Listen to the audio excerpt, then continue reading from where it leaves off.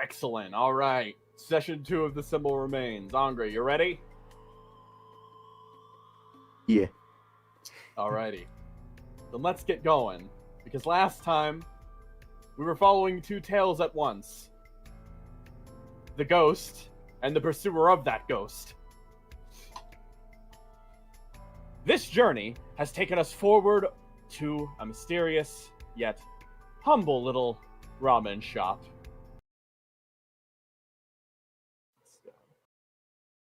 Yang, you stumble on inside.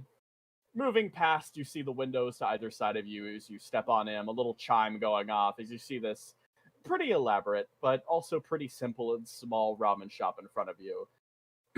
At least, that's what all appearances would tell you. Right across, you see a man just kind of looking at a console and kind of bored absentmindedly, and turns up and he sees you and puts on a wonderful customer service smile. Hello and welcome, take a seat. This man, Blaze Bailey, a ramen shop owner, at least by day, but by every other hour and every other time, a gun merchant. And it's 5 minutes till closing. He moves up. Yeah, and like, what are you up for today? Want some ramen, some udon? Yeah, I'm here for the extra spicy Kinda special. Ooh, extra spicy special, huh? Hang on. He stops, steps to the side, and starts looking at his panel a little bit. Okay. Curtis! The man across from the road who's just kind of sitting absently on the stool kind of gets up and wordlessly starts walking down. He goes over and waits, and at a certain point, the time ticks over to 11 p.m., and he clicks the door shut, puts the sign over, and you and your new friend begin talking a little more about this spicy special. He puts an actual bag of, like, basically pre-packaged noodles out and starts getting something prepped on this little, like, this wall portion here seems to have a door in it, but also seems to be where all the cooking happened. As he kind of walks across, puts a lot of these different pre-packaged ingredients together in a way that you would know that you had a lot of simple make meals before. But this here is the next step up on mass production. The noodles, the ingredients, and everything assembled out in front of him. They are all, to some degree, pre-packaged. However, they are a higher brand. Something assembled separately. It's like a pyramid, you see, except in reverse. The higher up on the pyramid, the more the meal contains all-togetherness, the shittier it is. But the more you spread down, around the middle of the pyramid, you get tomato paste packaging, pre-packaged noodles, dried and, well, long-lasting vegetables, most importantly. No one ever really gets to the bottom of the pyramid with fresh fruits and vegetables and stuff like that. That's left for the wealthy. But for you, middle of the pyramid, now that's a good evening. And he starts making up these noodles for you, puts them down, just a little appetizer. So, why don't you tell me? You want a little extra spicy noodles, huh? I can get you that. Anything else? Come on, you look like you're hungry.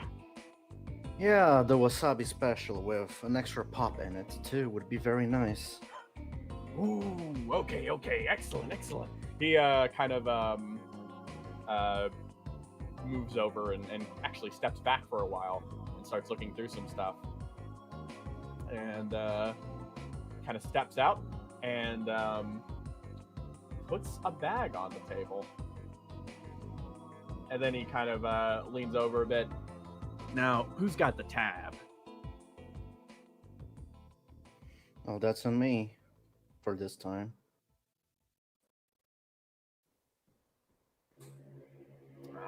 Okay. For next, you should maybe... He kind of like scratches his chin a bit. JCorp.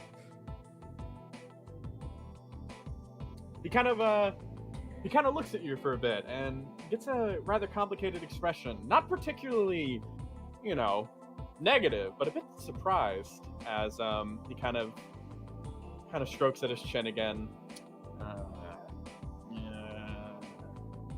Okay.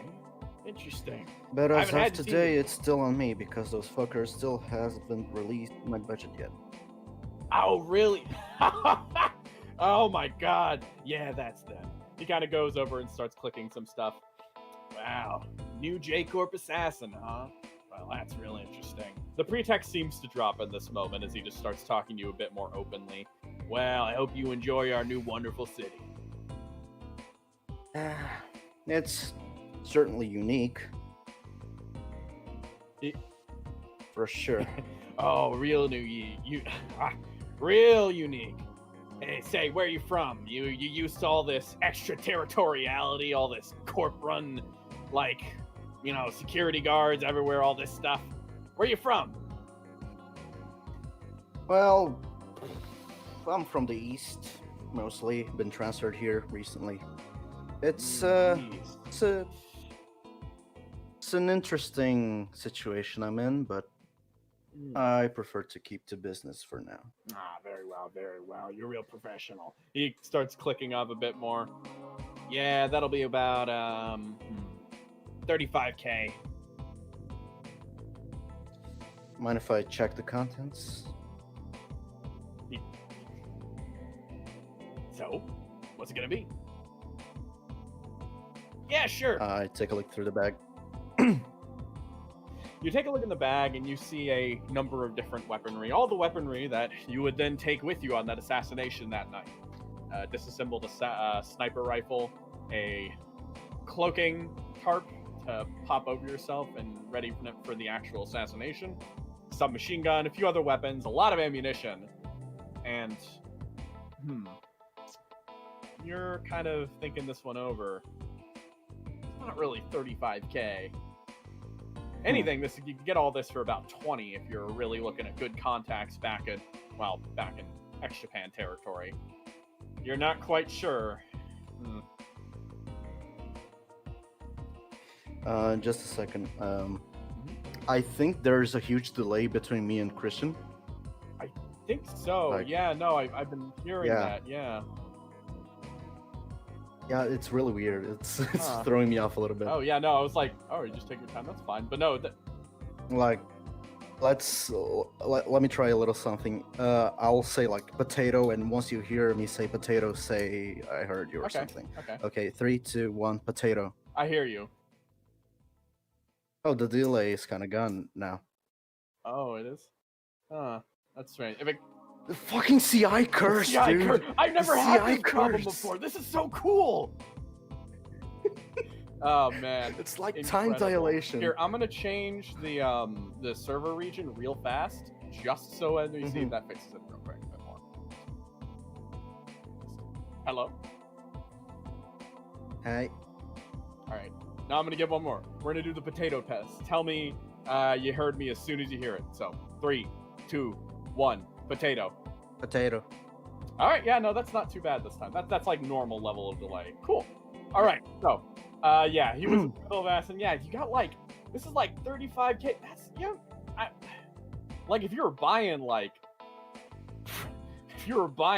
through channels with tax legally, all the no, black market shit gets expensive, but like this is way hyped up.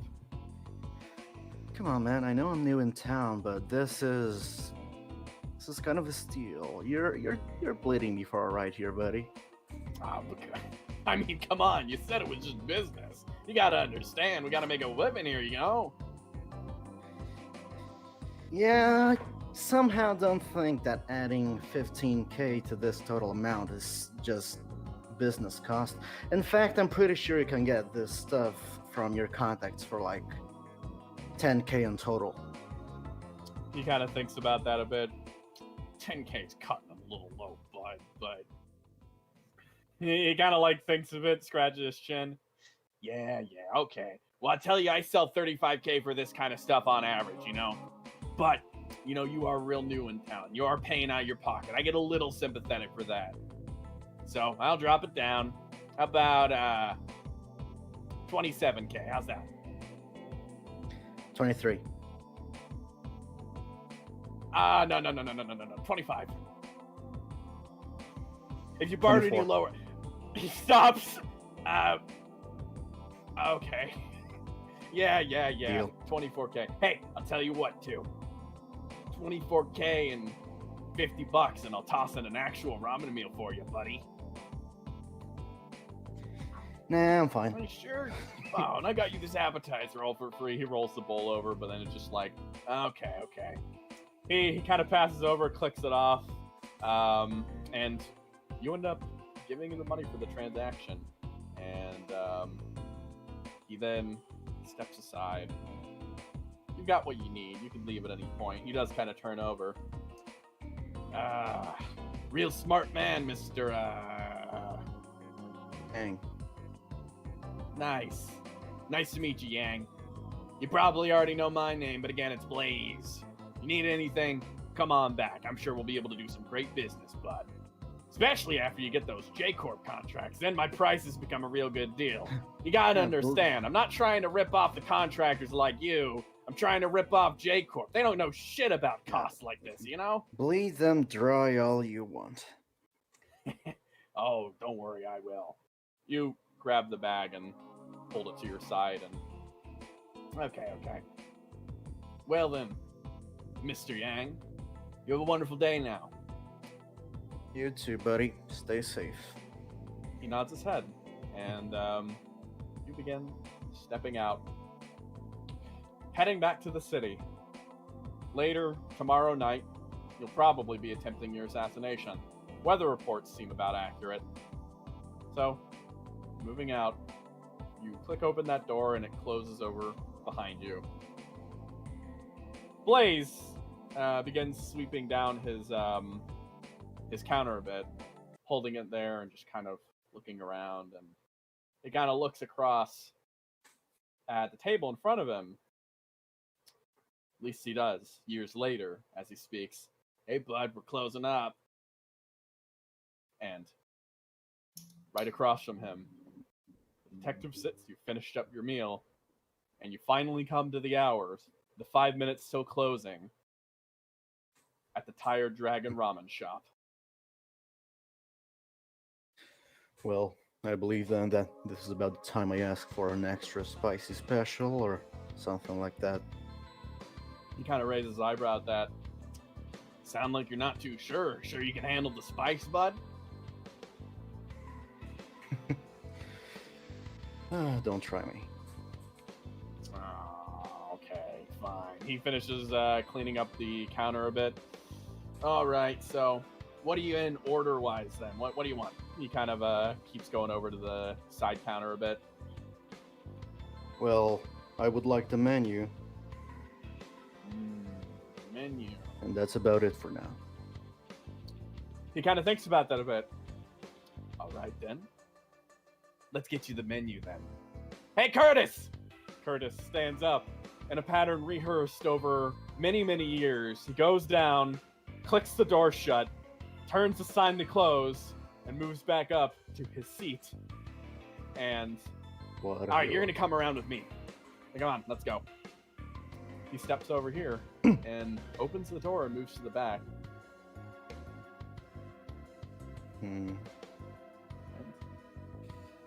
I'm gonna set a secret action. All right, sure thing. You do that, and stepping on through the door, you see the back of the ramen shop. Honestly, a little bit of a, well, it sure is the back of the house. Customers are not supposed to see this. As you move on through, and on the inside, I'll reveal it to you. Welcome to the ramen shop, friend. Here, I got some tea. Take a seat. That's a very nice selection you have there. Oh, of course. Tell you, ordering straight off Yes, the yeah. menu, however, is a little bit expensive. But you're new, so take a look-see. Is he, He kind of... does he hand over the tea? Like, Yes, he does hand over the tea. okay, I set another secret action there. Yeah, he kind of leans I back. take the tea. Yeah, you take the tea. Yes. You notice your partner, Steven's just kind of looking at you, and while you're kind of doing that, Steven decides to pop off and begin exploring a little bit on his own.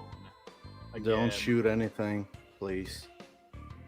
Can your cat understand you? Kind of looks a I bit don't know. nervously. I honestly don't know at this point. Anyways, Oh, hey, don't touch that! The cat starts climbing up a box and then kind of stops and moves off and continues walking. Little pit pats across the metal surface. Yeah, anyways, what's up? What are you looking for? I'm looking for some information. Oh, information, huh? Indeed. Oh, we don't deal in that too much. But he kind of seems looking a bit more suspiciously across from you. It's about an ex-customer of yours, Oh. and I am aware that some people don't deal in information exactly because they fear. How should I say this? Revenge from those they sell information about. But in this case, you won't have to worry about that. The man is 6 feet under. Wow. He was a customer here for a while. He came by once or twice. An ex-employee of JamiroCorp by the name of Yang Sun Yu. A recognition seems to flash across his face, and he kind of frowns a bit. Oh. Yang, huh? Yeah, I remember that guy. Came in all the time after a certain point. We had a good deal, you know? Rubbing up our hands together and ripping JamiroCorp off for some good guns. A classic amongst my trademen. But he kind of goes forward and pulls up some tea on his own and takes a sip. And it's like, right, okay. So, that's shame to hear about his passing. But yeah, if he's a dead contact, then the only thing a good and a dead person can do is, well, they can't really get you more money. Can't come after you. So yeah, if you want some information, I'd be willing to sell it to you. After all, before that guy died, he went and burned all of his bridges, right? It appears so. Although I'm chasing him, it seems the man is quite elusive. It's a hard one. It's a hard case. What a pain in the ass. Oh, my heart goes out to you, man. Yeah, JamiroCorp cover-ups and all that stuff, real shame. But he kind of takes another sip. If you're looking for information about him, yeah, I got. What do you? Let's see. You interested in previous purchases, personal details? What are you looking for? What kind of gear did he seek out the most? Well, hitman. So he made multiple different assassination missions. And first one he came in for cloaking field, sniper rifle, submachine guns. You know, this man, he seems to have a shockingly good memory, actually. He seems to run through a list of things without it being in front of him. Like, pretty damn good. This man is no idiot. He, or at the very least, if he is an idiot, he does have a photographic memory. And similarly, you start inputting this stuff and considering it in your own head. And then you're snapped out of your head again as you feel claws sinking in through your jacket. Why? Why's my life so bad? He kind of interrupts. Oh, probably because you wear like trench coats, walk around and deal in bullshit like Yang. Seriously, man, you're not gonna find anything but suffering. You keep dealing with people like this. But you know what? Hey, I'm not really one who can preach, you know. So yeah, I do regret some of my life choices. That is true, but can I smoke? Oh yeah, no problem. Al lights a cigarette. You want one? Hell yeah, man. He reaches over and grabs a cigarette and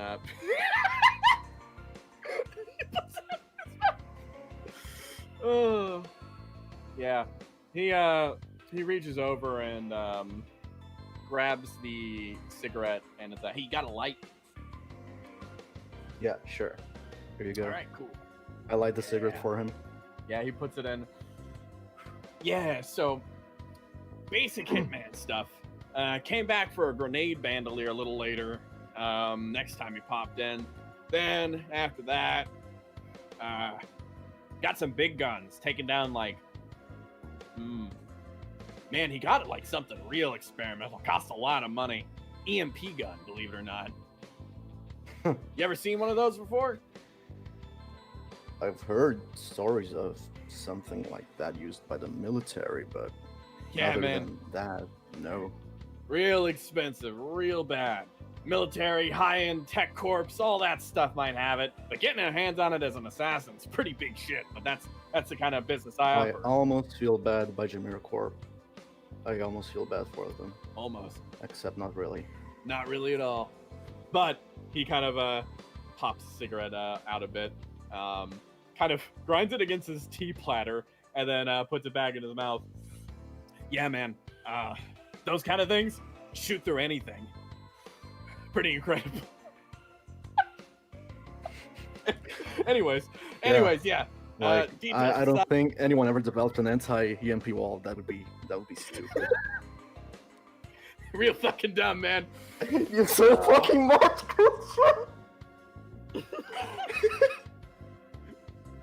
But yeah. Why did you have to bring that up?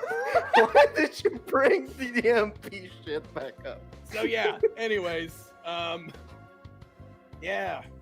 I got a few other purchases, but mostly beyond that, like, nothing too interesting. Just ammunition upgrades, etc.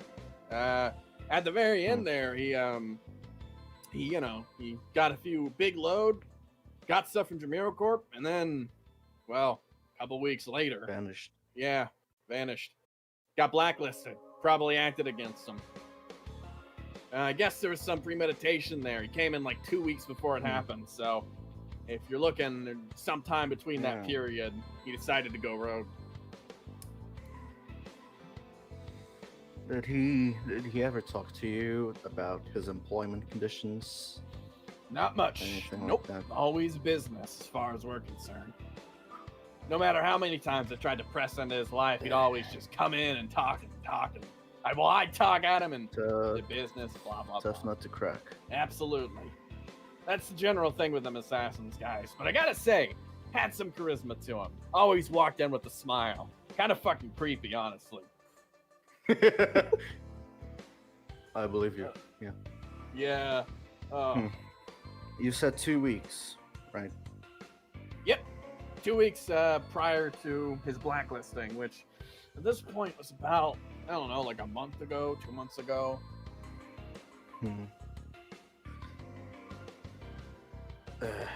Okay. Let me check my notebook real quick. I see if I have any more pressing questions I would like to ask to this gentleman.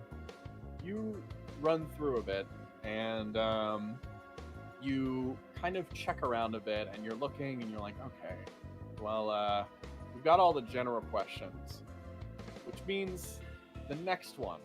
It's about that bullet you found. You wanted to check, is this something he at all would be able to deal with? I have something here. Just give me a moment. I reach into one of my pockets and pull out a bullet casing. Does this ring any bells to you? He kind of looks at that, leans over, and grabs Light the bullet. another cigarette. Yeah, he grabs that one and kind of inspects the bullet. Yeah, let's see. I mean, yeah, pretty standard cartridge. He kind of checks a bit more. Yeah, I do deal in this type of ammunition. If you're thinking Yang, he was a bit of a, so between you and me, he's a bit of a classic guy, you know. Apparently he got his motorcycle analog. Not too stupid, actually, if you're trying to go assassination. What a They might fucking just shut creep. off other stuff. Oh yeah, no, again, real creepy, but real paranoid about that stuff too. He also got a lot of old guns, so he kind of inspects us a bit more. Yeah, this is I believe shit's like that it's not a bad choice if you're looking for killing hackers and stuff like that. yeah. After all, if you're killing high-end execs, then you're gonna need to be a little wary about that. He seems to be looking at the bullet a bit more intensely. Yeah. I'd say that there's only one cheeky fuck who'd use a Garand in this fucking century, man. That's him. This is definitely his. He used to do custom orders for this shit just because he'd always ask. He kind of flicks the bullet in his hand a bit and then just deposits it back forward and gives it back to you. Alrighty. So, any other fun details, or are we good? Well, you did mention he had his bike analog. Did it run on old fuel as well? Yeah. That had to be a really big spender if that was the case. Absolutely. Ouch. Okay. Man's probably made a chunk of whatever crude oil sales everyone's got to sell. Man. Yeah, that stuff kind of ran out like 40 years ago. He kind of looks across. Well, between you and me, it's not really run out. Technically, it's all just been found. Damn corpse hogging it all up. Whatever. He kind of waves his hand a bit. So, he looks across and just kind of like starts sizing up something. Alrighty then, my friend. Let's get down to business. 5K.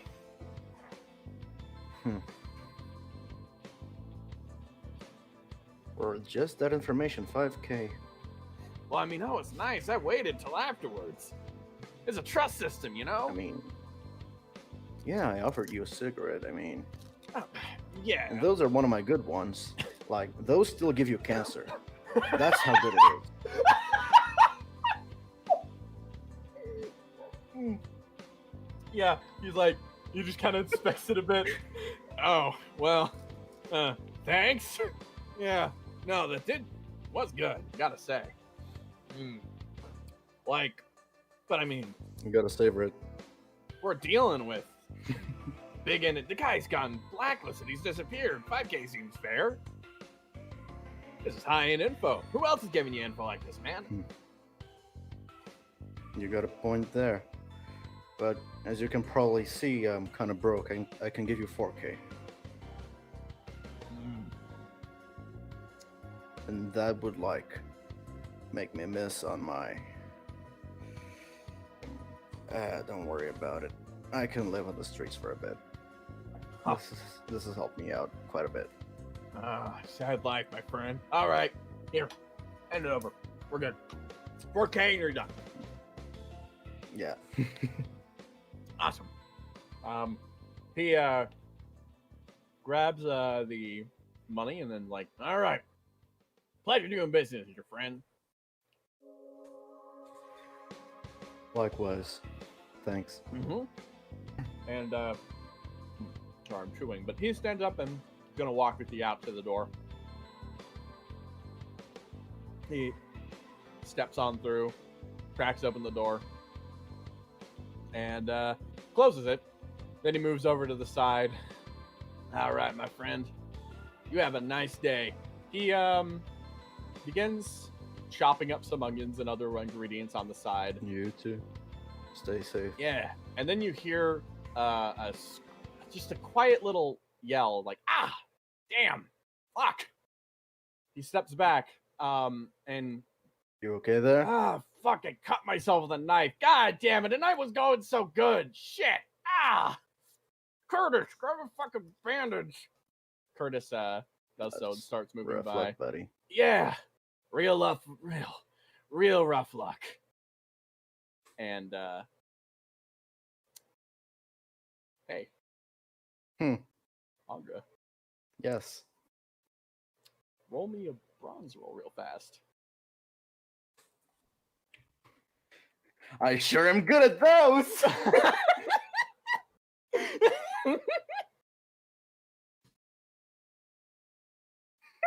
Perfect. Oh! Yeah, perfect! That's okay, I really wanted him to win this one.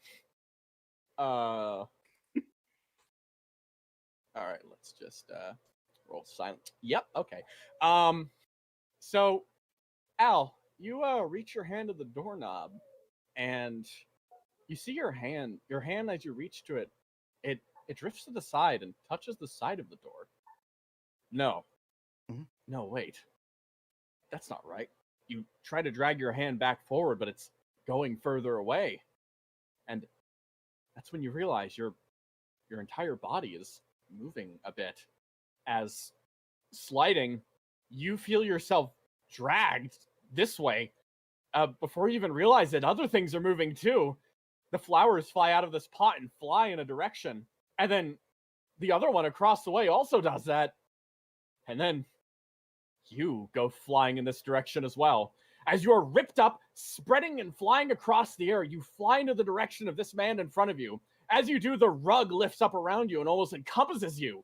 And in that moment, you notice across from you, the man, his wound, his cut.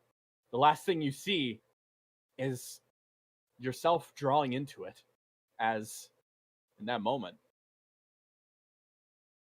you are sucked inside of the wound in his body, along with the rug that almost slurps inside, everything shrinking down and finding a way inside of its skin as he stands there. And immediately, Curtis comes up with bandages, unless you have secret actions. I do have a secret action. Oh, what is it? The moment he handed me the tea, and the moment I gave him the cigarette and lit the cigarette with my lighter, Year of the Cat was already inside his clothes. Ooh, that's fun. So, in that case, so you got sucked in, but I want you to roll Year of the Cat real fast. What? What kind of roll? Probably your speed, I think. Or well, what you're using your ability, so it's actually whatever you really feel like would be encompass your main ability with it. Well, actually, what am I saying? This is a secret action. I rate that a solid 2d6 plus brains, plus a trait if you have one. Let me check my traits. It's been a while. I actually have a pretty good thing to this. Fuck. Al is kind of broken. Help. Yeah, no, don't worry. You're allowed to be broken for now, and then we'll fix you later. It's fine. Oh, okay. So shit rolls every day. You don't beat at speed, but the secret action. Let me roll for him now.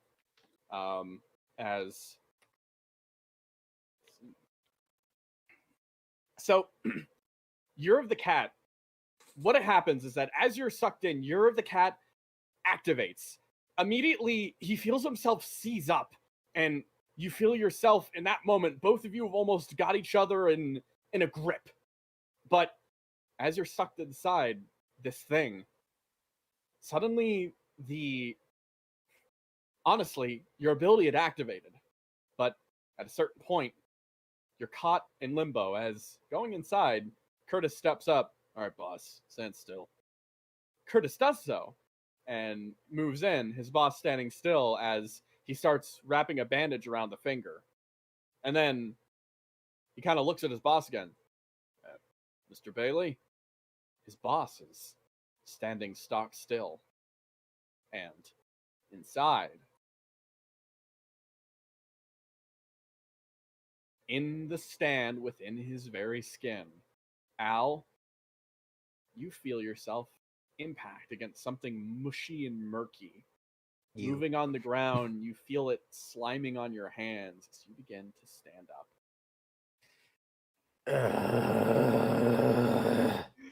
Why? Why can anything ever be easy? You feel yourself stand slowly, and you see the surroundings. It's almost like fleshy, strange, pulsing surroundings inside. This is certainly a stand, though no stand you've ever seen before. Absolutely, it's disgusting. It smells awful in here. It smells like blood and... oh, shit, honestly. You are kind of sitting in here and you hold up to your nose, and Stevens makes a lot of very awful noises. Also, are you hearing music? Okay. I'm not, so I might refresh. Yes. Just do that real fast. CI, baby. It's CI, we got The curse of CI strikes once again. I think we're having the delay again. Yeah, I think so. Fuck. Oh yeah, we're definitely having the delay. Oh no. Andre, rejoin. Leave chat and rejoin. Hello? Hello. Oh. Potato. But you caught me off guard there, bastard. Potato. Potato. Okay, fine, we're good. All right, so as you wake up in this strange place, you kind of look around a bit as you just you get your bearings. You're gonna get your bearings real quick. You stop, check around. 100%, this has to be a stand. Where it's brought you, you're not quite sure, however.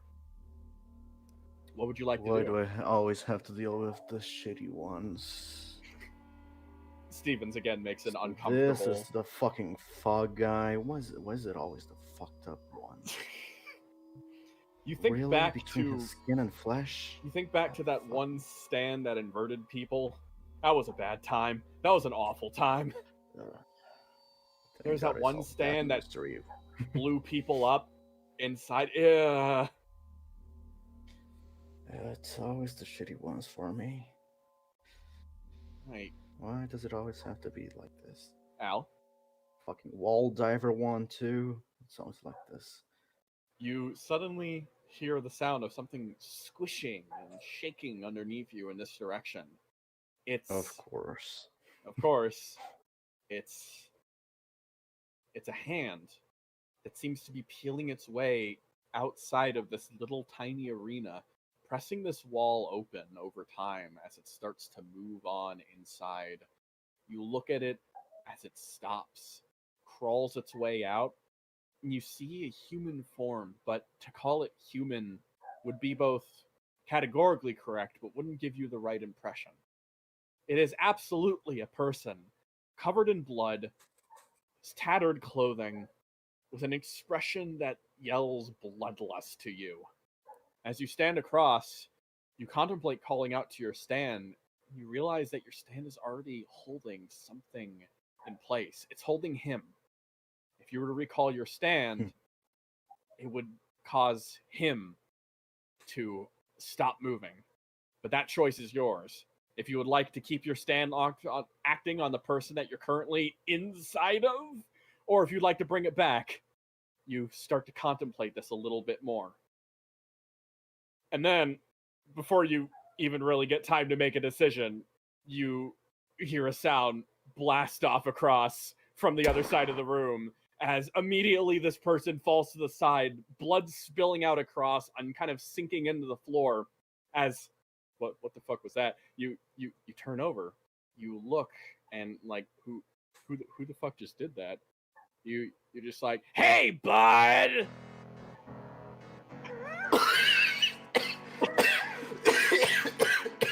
You notice a man who seems to be half ingrained inside of a wall, his legs sticking in, almost like just a spider that's been clinging onto the wall itself, holding out a shotgun that just discharged into this person. New here, huh? Welcome. Smells like shit, doesn't it? Yeah.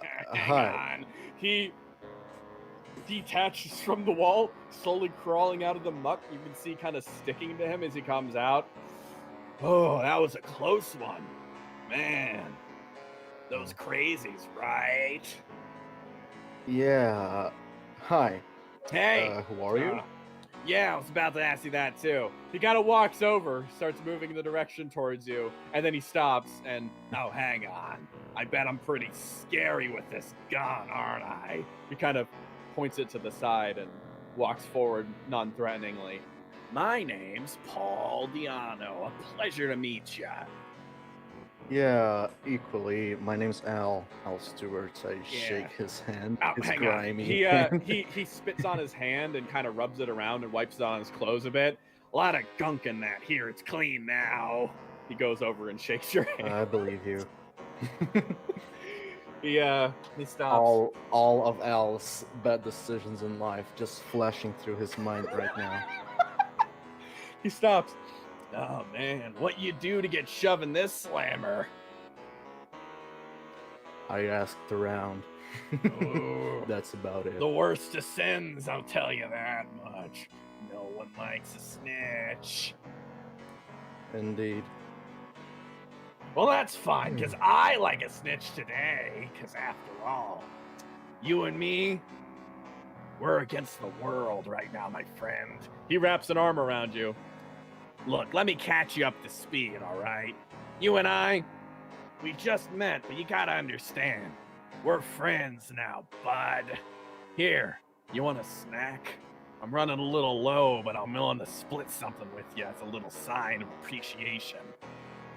No, I just ate. You can keep it. You'll need it probably.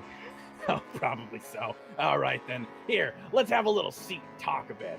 He kind of sits down on the mush and pulls out an apple and starts skinning it. So, my friend, let's get to it. You know what this is? Are you aware of what a stand is? Yeah, I am aware of what a stand is. Oh shit, really? This one is particularly weird. Oh hell, are you a stand user? I am. Oh hell yeah! I knew I liked you for a reason. He finishes skinning his apple, and then you notice he kind of puts the apple down on the floor and starts chewing on the apple peels. All right, so let's talk. All right, I ended up coming in here because I sell guns, but I also got involved with a real dangerous crowd. And we ended up getting a little argument with Blaze here. And I've been stuck in here for like, I don't know, like a day or two now. Getting real pasty right now, you know? I've been saving my apples. Gotta stock up. Don't want to turn out like them. He points his head to the side. Then he picks up the apple again after chewing down the peels and starts chewing on it and kind of seems to avoid the bottom half. Man, this place is gross. But yeah, I tell you what, might be gross, but you know what's even grosser? Those guys out there. Yep. Yeah, they're cannibals. No way about it. I think I figured out what the deal is at this place. Paul Diano's about to explain the stand and thus break the bizarre field for you. He so you get it. We're inside the guy, but you gotta see them cannibals and stuff. They're eating his shit. It's gross. Like food and shit comes out here, but they can't survive just on that. They gotta eat flesh too, man. It's real fucked up. I believe So yeah. you. Yeah. Yeah, man. So Al is just like thousand yards there. Yeah, man. So anyways, I've been trying to keep off that diet. After all, I'm actually something of a pescatarian. I don't eat meat. But, so human flesh is off my menu between you and me. But they don't like people like us. They've already made their clique, you know? They don't let new people in. Trust me, I asked just to like see if they'd leave me alone, but he finishes the apple and tosses the stem over he to is the side. talking, I will try to use Year of the Cat to start bending the user's arms uncomfortably. You try to bend the user's arms uncomfortably, and you feel something about the area. Like, you notice it's very minor, but you see like the apple peel kind of start moving very slightly to the side, and then it kind of stops. And he, Paul Diano, who has not noticed this to the slightest degree, continues talking. So yeah, I've been thinking about my plan. What you got a plan, Mr. Stan, man? Tell you what, I can give you a hand with them cannibals, but yeah. What area exactly did it start moving? Like, could I pinpoint what part of the body we are in the moment the arm You're started in bending? The arm, and you feel like when you bent it, you can kind of reason out that directionally, this way would take you up the arm. Mm-hmm. Yeah. This place is kind of a fucking hell zone. Don't really know what to do about it, but like, yeah. When it comes to killing people, I'm not really the best at that, but I've got guns. Here, hang on. It kind of like pulls it out. Yeah. I mean, I got one. He points over at the corner where there's this guy in a bloody heap next to the entry path. No, I have one too. Oh? Yeah. Really? Yeah, I pull out a small revolver. Just Oh man, I feel bad. I'm so sorry, man. You want something else? Come on. It's fine. I start breaking the guy's arm with Year of the Cat. The apple peel keeps kind of moving in a direction, and yeah, you feel a beginning of movement as meanwhile on the outside, standing there, the guy not really speaking but just kind of like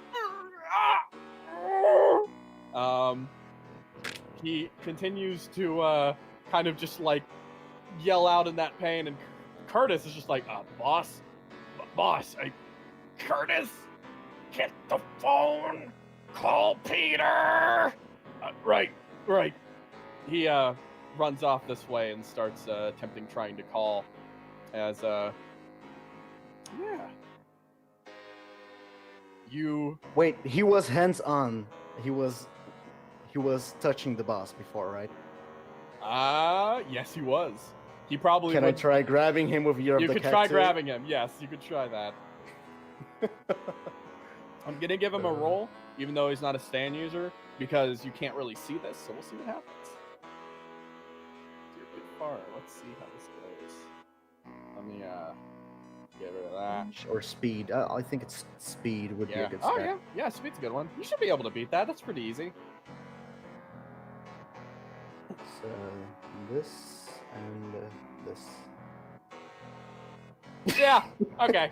I think you wouldn't add. That's a lot of fours. Yeah, you wouldn't add both fours. You'd only add one. But even then, that still works. That is a lot of fours. You click on with him, and suddenly they both seem to stick. As now, you feel like, all right, cool. I feel like I got the other one. So, at the very least, you can take your time with this one. They're not going anywhere, and you saw them close up. So, no matter what happens to this place, you got some time. But as you need to keep their hands linked now. Yeah. You kind of like, and they will stay linked. Oh, that's real cool, man. You're doing real good work. And then you kind of like nod. All right, cool. Next up, you just had to figure out when you started to move the arm, something seems to dislodge from the roof, and suddenly you feel weight fall on top of you as the rug and the flowers fall collapsing on you, and Paul Diano jumps back. Oh shit, man! The fucking rug. I forgot about the fucking rug. What? Paul Diano kind of moves and reaches under. In the rug too. He kind of pushes these. Oh shit, that's messy.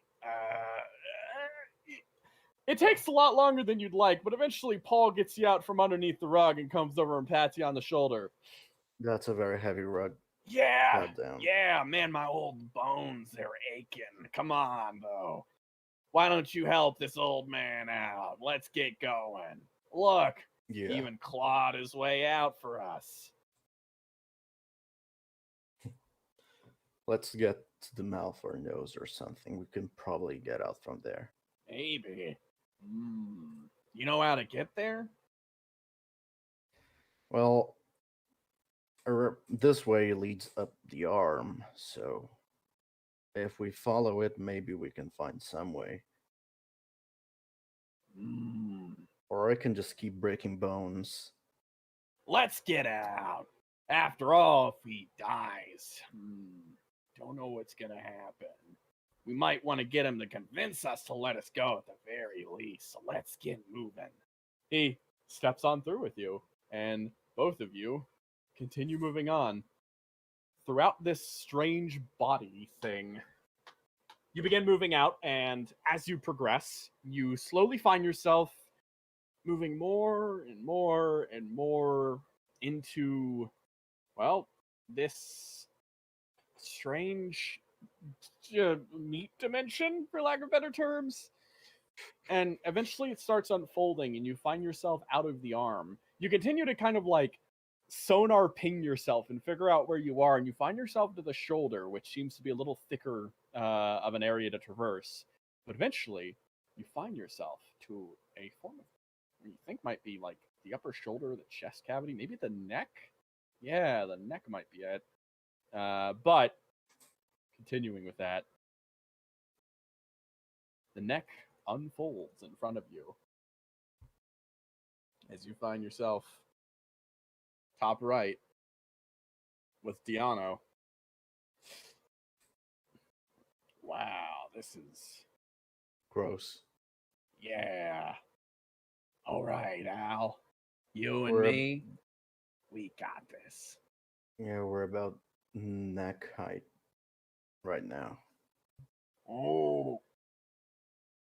Hey, if we can't find the mouth, might be able to find the nose, the ears. Yeah, that's like 5 exit points. We could also crawl out of his eyes if we really needed to. Like to avoid that, probably. Though. He stops, and you're talking alerts something. As you kind of come around the corner, you see a large collection of bones and otherwise, as you see this group of, well, bloody, hunched people picking through whatever they can to eat. And you stop, and they turn. And in that moment, a blast rings out as Paul Diano takes the first shot. Roll initiative. Oh boy. All right. Paul Diano's only got 2 bravery. Like, that's, yeah. Yeah, okay. Yeah, no, he's going. Probably, like... What's with these ones? What's with these ones? It's not a problem. Yeah, no, look at that. You're doing... You're doing fine. It's fine. And Al fucking sucks anyways. He's not a fighter, he's a detective. Yeah. Okay.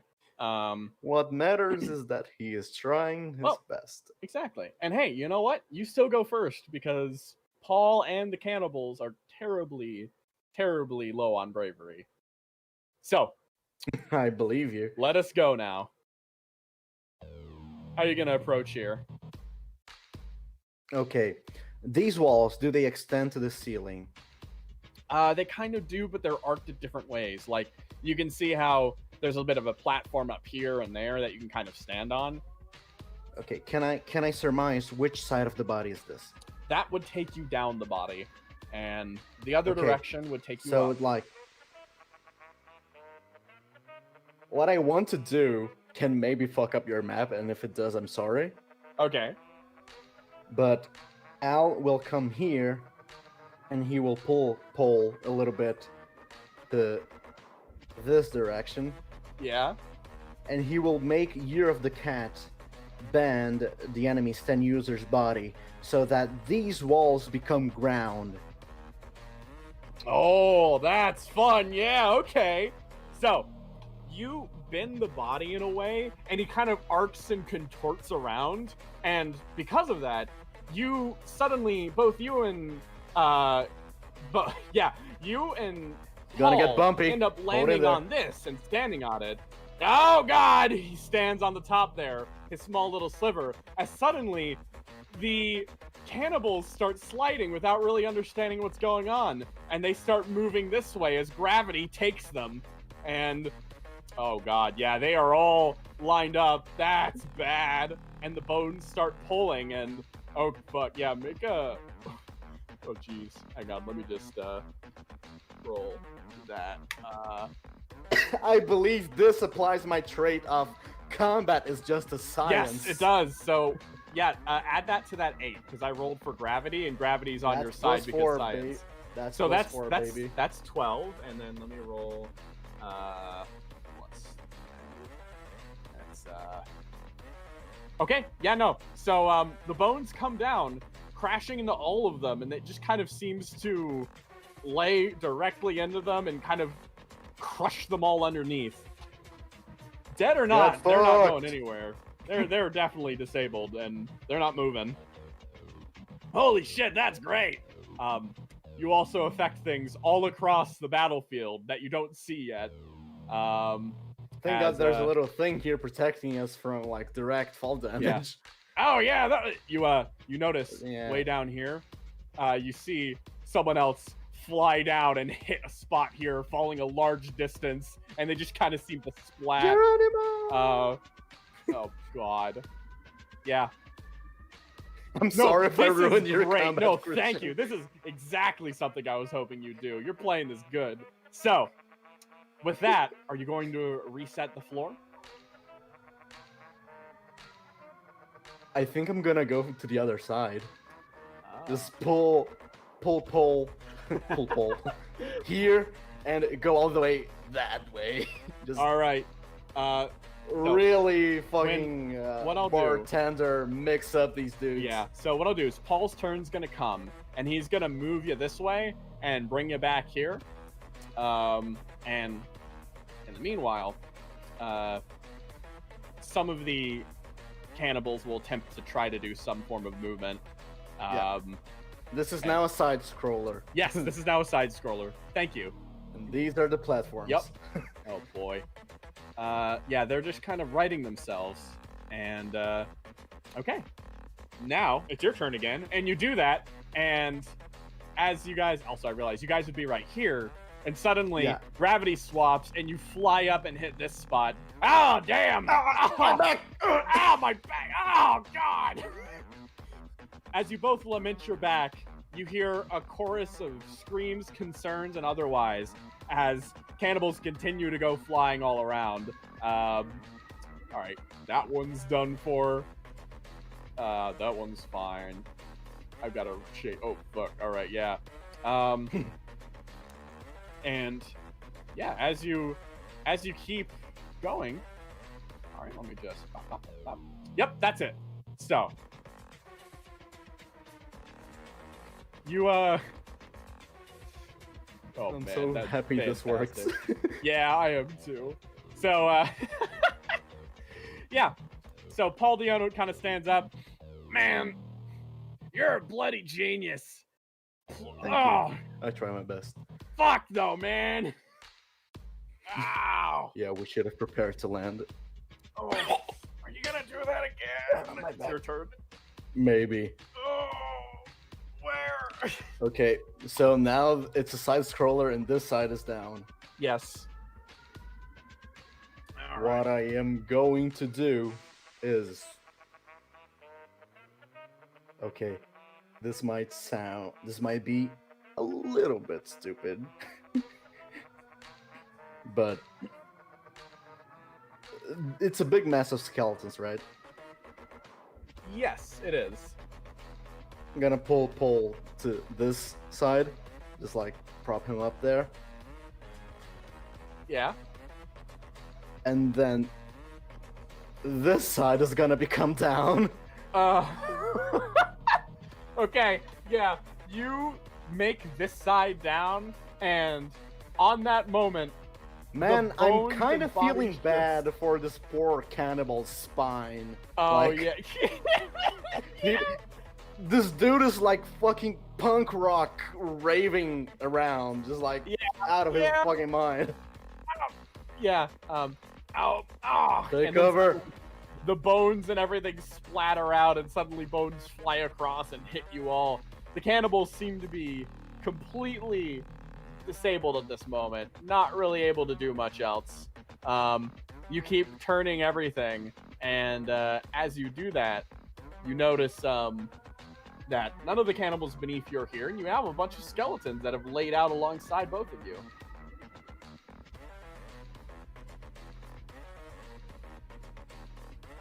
Surmise where the nose or any orifice, the closest orifice would be. You feel What like direction? the closest orifice would be this way, like around that way. Okay. Hey, you want to ride a bone sled? Oh hell yeah! That sounds pretty good. Beats Okay, getting my ass pounded against these fucking walls. Get in. You We're going step for a ride. up and you hop onto the bone sled with Paul Diano, and you start riding. Yeah, I'm going to tilt the body in a way that it's not a like straight down, but it's like a slope. So Nice, yeah. So you just start sliding on down here, and then once you reach the end of this spot, I want you to make a fucking. All right, I'm gonna roll this, and this will be gravity. All right, that's gravity. Now I'm gonna roll for bone sled. Okay. Now you and Paul Diano have to roll because your bone sled's about to fall apart once it wings this wall. Let's see. that is fine. That Paul's is rolling absolutely this. fine. Oof. What are you gonna roll? I am going to roll my stand speed to level the floor. You got. Oh yeah, that's a good point. You could roll that because you could. Yeah. Oh, pulling the brakes. Nice. Yeah, give that a shot.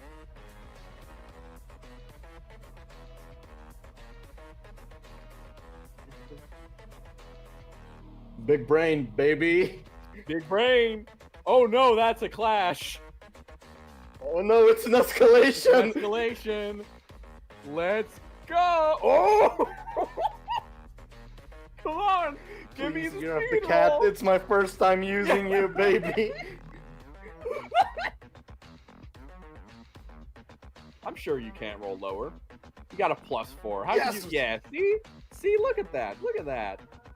You suddenly break, and you're like, oh wait, oh fuck. You stop the moment before the bones. Some of the bones even spill out in front of you. You guys stop. Oh.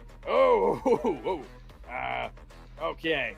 And you and him end up sliding with the bones. They kind of help go across beyond the wall, and you make it finally down here, slowly, like juttingly sloping the sled past. All right, I think. Are we going down or are we getting on foot? Nice, okay. He pulls up. He kind of hefts his shotgun again as you guys start walking again. Nice. I pull out my pistol. Yeah. All right. All the guys around here should be pretty Yeah, shaken you- up, but don't let your guard You guys down. say that, looking this way, as suddenly from behind 2 people start coming at you. I want you to roll your bronze, and he will also roll his bronze, unless you have a different approach. Let's see. I would like to bring up a trait I have. Oh yeah. Due to the nature of Year of the Cat as a stand, Al has no blind spots, meaning he can't get jumped from behind. Super fair.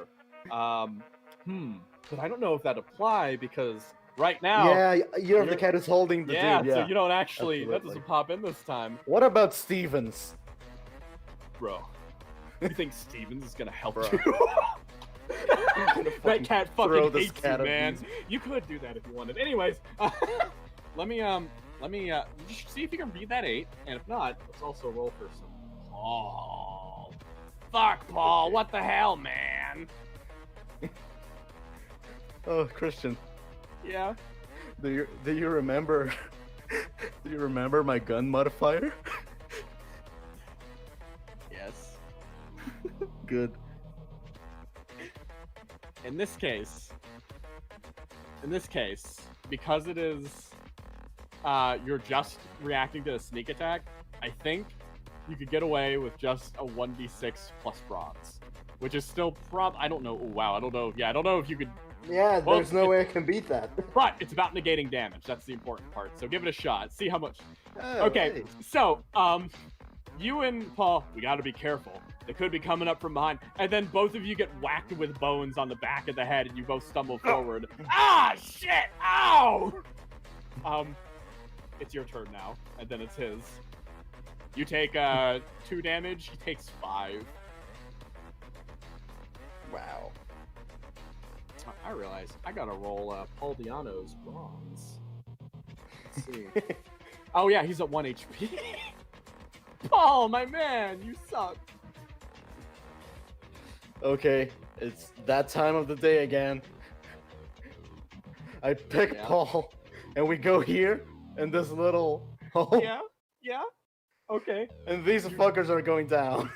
All right, you grab Paul, and he comes up with you, and then gravity reassumes itself, and these two go sliding down, smacking. Like, I'm not doing this gently now. I'm assuming this is assuming this is the fucking nose direction. This dude is like slamming his head into the counter. Full force. It goes, oh man, and you just see like people stumbling. These two bounce here and kind of stumble off in different directions and just kind of tumble down. Oh fuck, that's a lot. I can't believe I solved this puzzle. Yeah, this is this is fucking hilarious. Headbang away, just headbang to win. So you stop. All right, let's go. Fuck. And you can I try to reset patch back up? to normal. Yeah, can I try to patch up the pole just a little bit? Sure. Yeah, you can give him little patches. Just you help you get him bandaged up a bit. I'll say what I'll do is I'll have him spend one of his resolve to negate that, and I'll say that flavor-wise, you patched him up a bit. So he's back up to 6. Oh man. Oh. He kind of. Wait. Come back here. Okay. Just for good measure, I'm gonna shake up and down like 5 more times. You shake the man up 5 times. He continues to smack his head against the counter multiple times, moving around, and then at a certain point, you just like, oh. Al stops, looks to Paul, looks to the side, and vomits. Yeah. Paul reaches over and he pats you on the back. I'm really good with motion. No, I feel not that sucks, but oh, God, dude. Oh, it's fine. Feeling better. Yeah. Oh, good. Al reaches into his coat, takes out a flask, and just. That's not gonna help, man. It helps my mental state. Let's go. All right, I can get that. It's all about treating yourself well, after all. Lights another cigarette. Yeah. You guys continue to move on, and here, let me pop on back now. I was just adjusting stuff. So yeah, Paul follows behind you, and you guys keep stepping up, and you see these people that have got a number of broken bones, but seem to be alive, but also just like, yeah. Paul Diano kind of pulls out his gun and goes up to one. He's like, you know what? I'm a gentleman. I don't kill people when I can get away with it. I've got morals, you know. What a waste. What if one of these guys became a customer one day? You got me? I believe you. Yeah. So which way we going? It's to the right path. Yeah. Around here, we should start seeing some weird shit right about soon. Oh, here we go. Weird shit. He steps around and he looks. It's so real gross. Oh, it's the nose. Are you sure that's not his ass? No, I'm pretty sure it's the nose. Are these so nose disgusting. hairs? He kind of goes and grabs at these bones sticking out of the wall. Maybe it's not his nose. I thought those were hair too. Alright, well, I'll tell you what. We're friends now. I'll take the plunge first. How about that? I don't No, know. actually, want to send your cat in first? Well, even if we did, he wouldn't help. He would be a bitch about it. Ah, I hate cats. He steps forward. Paul sinks his feet in like he's about to slip into a fucking blanket on a cold winter's morning, and he just kind of snugs himself down into the brainus, and he disappears. Brainus? Fuck off. Yeah. You kind of step up too, and Oh, this is not a fucking sphere of annihilation situation we have here. you Like Let my me- whole let me bring D&D you both party back. once. all right, and Man, 8th edition is fucking wild. 8th edition's a fucking shit show, man. You both fall down, and you feel like you fall a slight distance as you both hit this like stringy bottom floor, as both of you are now present on the inside, and you look across, and a few things are immediately fuck is apparent. this guy? One, there's this well-dressed businessman who seems arched over a throne, and he's kind of like, just kind of moaning a bit. This room has been tossed around so much. He looks beaten and bruised. It's awful. Oh, fuck. Oh, man. His throne is barely held together. And Paul's just like, Oh, wow. hey, shit. Paul looks across and points, and you see this large structure made of like porcelain, not porcelain, even this like strange whitish color. That's the brain, I think, right? Or the skull? Where are we? Shit, you're in his head, you think. You make him headbang, and everything shakes for a moment, pretty intensely. These are corpses we are stepping onto, right? Yeah, wow. Hey! Paul Oh, points man, I the think I'm shotgun gonna over at puke this again. guy. Guy steps up. You're not allowed in here, you know. Oh, he throws up. Yeah. He steps forward, and Paul pulls out something from his pack and places it up against the skull. All right. Hey, come on. He grabs you and then pushes you behind the bed, and you both duck down, and you hear an explosion as a C4-esque charge blows up on the skull and clears an My hero. entryway. Everything in front of you is consumed in flame for a moment, and he crawls out. Oh, shit, I think I killed a guy. Ah, Fuck. Okay, it's fine. They were It's cannibals. yeah, they didn't have morals, unlike us. Cannibals are like fish. They don't have souls. Oh, I believe that. Remember, he taps the skull, pescatarian. You got it. He moves to the skull with you, and you both continue your journey on inside into the cerebral center point of this stand. It's you step on Messed inside. up again because I had banged. Yeah, you move on inside, and you see this, all things considered. Oh, this shit is like a Tool album. What the Yeah, fuck? no, you look inside and you see this wrapped brain. It's inside, and you're like, What the hell? Shit. Oh, Yeah. Oh, he kind of pumps a shotgun real fast. so, hey, at least we're not stepping on corpses anymore. nah, just pristine white bone. He kind of starts stepping forward a little bit, like cautiously. Man. I'm gonna scan the room. Anything dangerous in here? You look, just the brain. And then Okay. Wow. he kind of looks. Is there any place I could shoot a brain that wouldn't be like murder, but would be kind of like, look, I'm not a murderer, so I don't want to kill the guy, but I want to stop him from thinking. How do I do that? Yeah, I got you. If I remember correctly, if you shoot about, like, Al brings out like a little a little like a magic marker, kneels down on the bone, and like does a little drawing of the brain. If I remember correctly, if you damage around this part, yeah, this part should do the trick. Oh, Like, hey, it's like I'm never move again. man. Like never no. speak again, Modern but- lobotomy. Modern lobotomy. Come on. How do I lobotomize Yeah. him? Oh, in that case, it's this part. Go for Ah. it. He kind of stops a bit. He kind of thinks for a moment. We should get like medical licenses when we get out. We're natural born doctors at this point. Absolutely. Hey, but you think this is a little cruel, you know?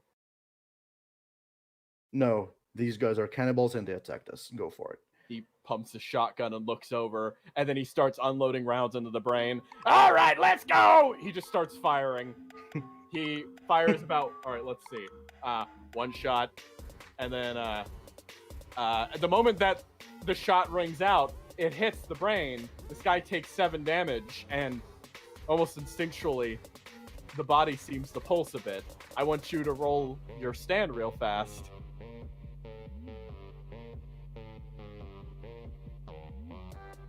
Yes.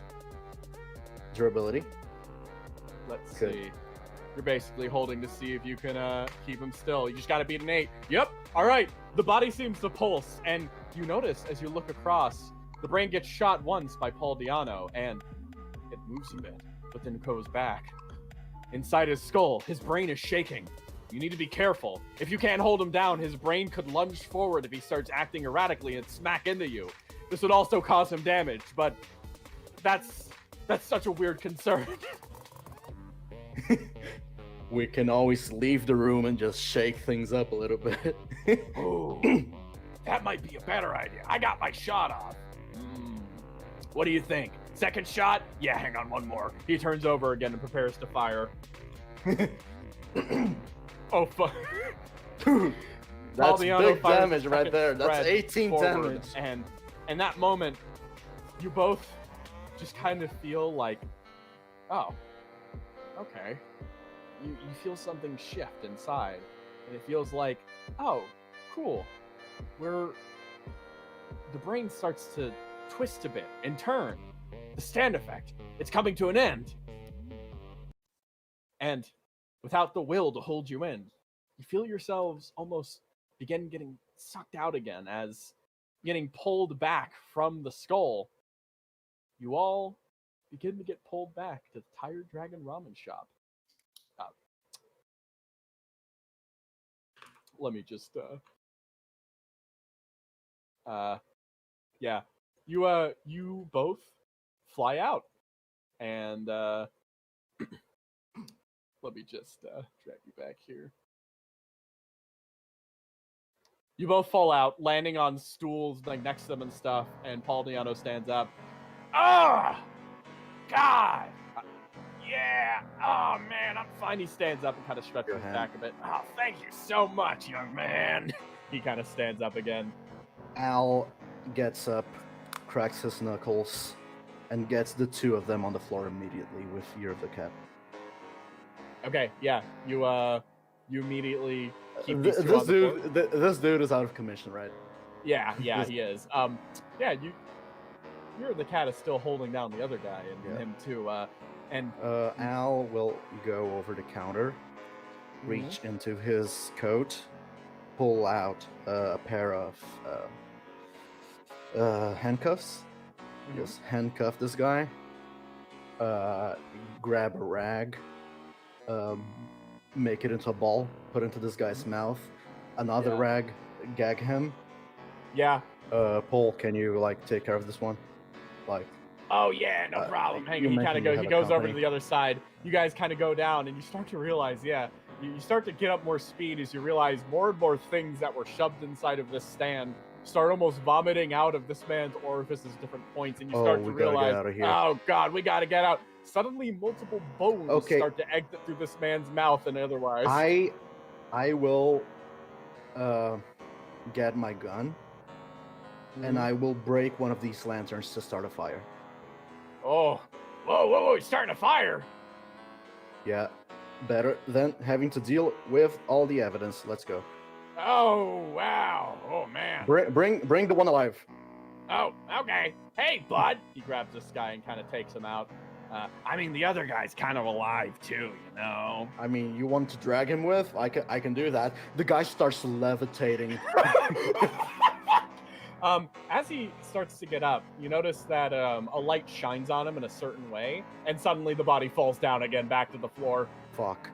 God. Yeah, okay, let's go. You and Yeah, him let's grab go. this guy and go out as this guy like starts speaking again. What the hell? And like now, Buster. He holds him and kind of brings him forward. I put my hand on my shoulder, just seize him up again, just to make sure Yeah. everything is okay. Yeah. And more bones begin to exit out from his body, spilling out. More cannibals begin to spill, and a fire begins to rage. And thus was the end of the Tired Dragon Ramen Shop and its owner. The last time he'll be able to make profit off of someone else's death. And I want to put us to break real quick. There's still more sessions left. You dumbass. Get fucked. Get fucked. I have destroyed my voice because I've been playing him for so long. That's a mood. Okay.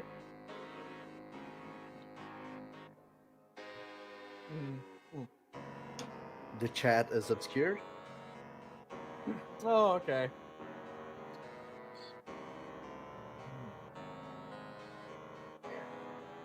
Sure. I'm gonna say let's call 5-6 minute break or whatever. I'm just gonna get up, move around, grab some water. Okay, I need to refill my water. Yeah. Man, I can't believe I ruined that encounter. I'm so happy you did. What you did was so much more interesting than what I wanted to do. I will say, the one thing that at the end was, if you got to the brain, I was going to have cutbacks to him talking, basically. You just missed a bit of JoJo dialogue, but you made the encounter so much more fun. And the only thing is, the final fight, I hinted at it, he would have started shaking his head wildly to try to crush you with his brain during the final area, which is just so... But you managed to avoid that by secret action. Man, I am so happy. I am so happy I managed to pull that "you want a cigarette" trick. Yeah, I had this plan. I had this secret action plan of just offering a cigarette and activating Year of the Cat through it. I've had this strategy from 2 years ago. Yeah, I mean, it makes sense. When you light a light and the light casts the shadow upon him, it works. The perfect opportunity. Just like he was trying to think if there was any opportunity to cut himself conveniently. But, alright, I'm gonna get my water. Bear back. Yeah, BRB.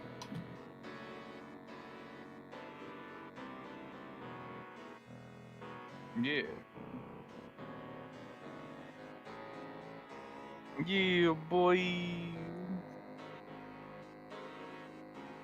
Yeah. Good, dude.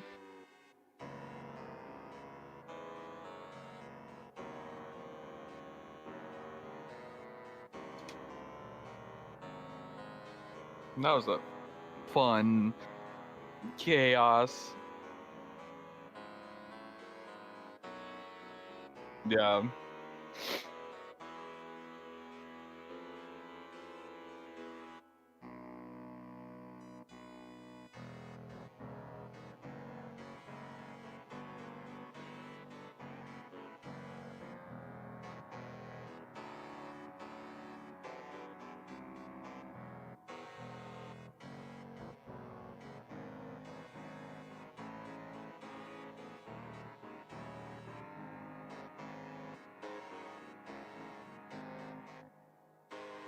Yeah, I have a clip on my iPad. Yeah, it's a good shit.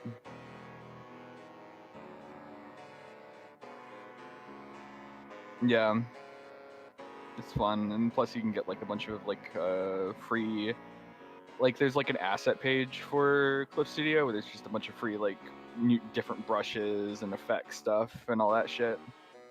Hmm.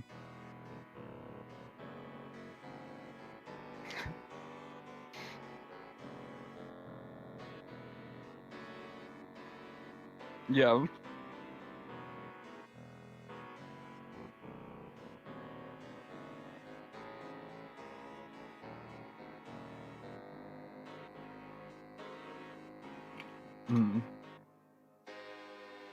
It's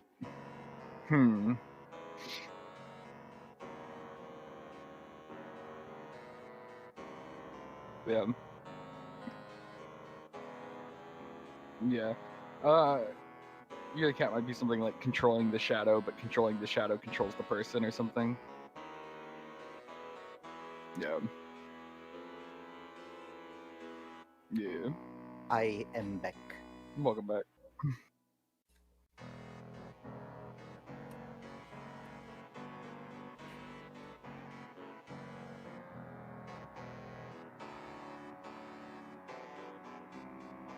Absolutely. It would be busted.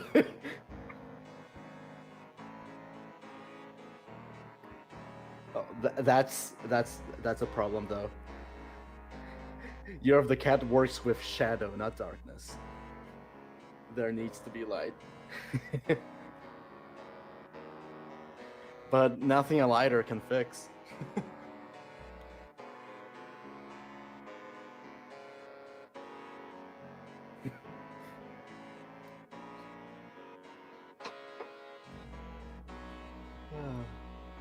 It's I really like Year of the Cat. I am so happy I came up with this idea. Hey, I'm back. Welcome back.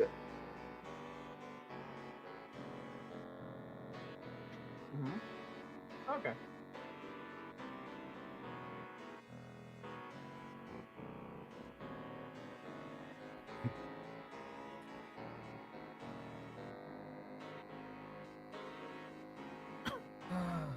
I am very Yeah, I'm happy. Have you been enjoying watching? Nice. Nice. Yeah, Al and Roy can combo all day long, I'm gonna tell you that. It's kind of disgusting.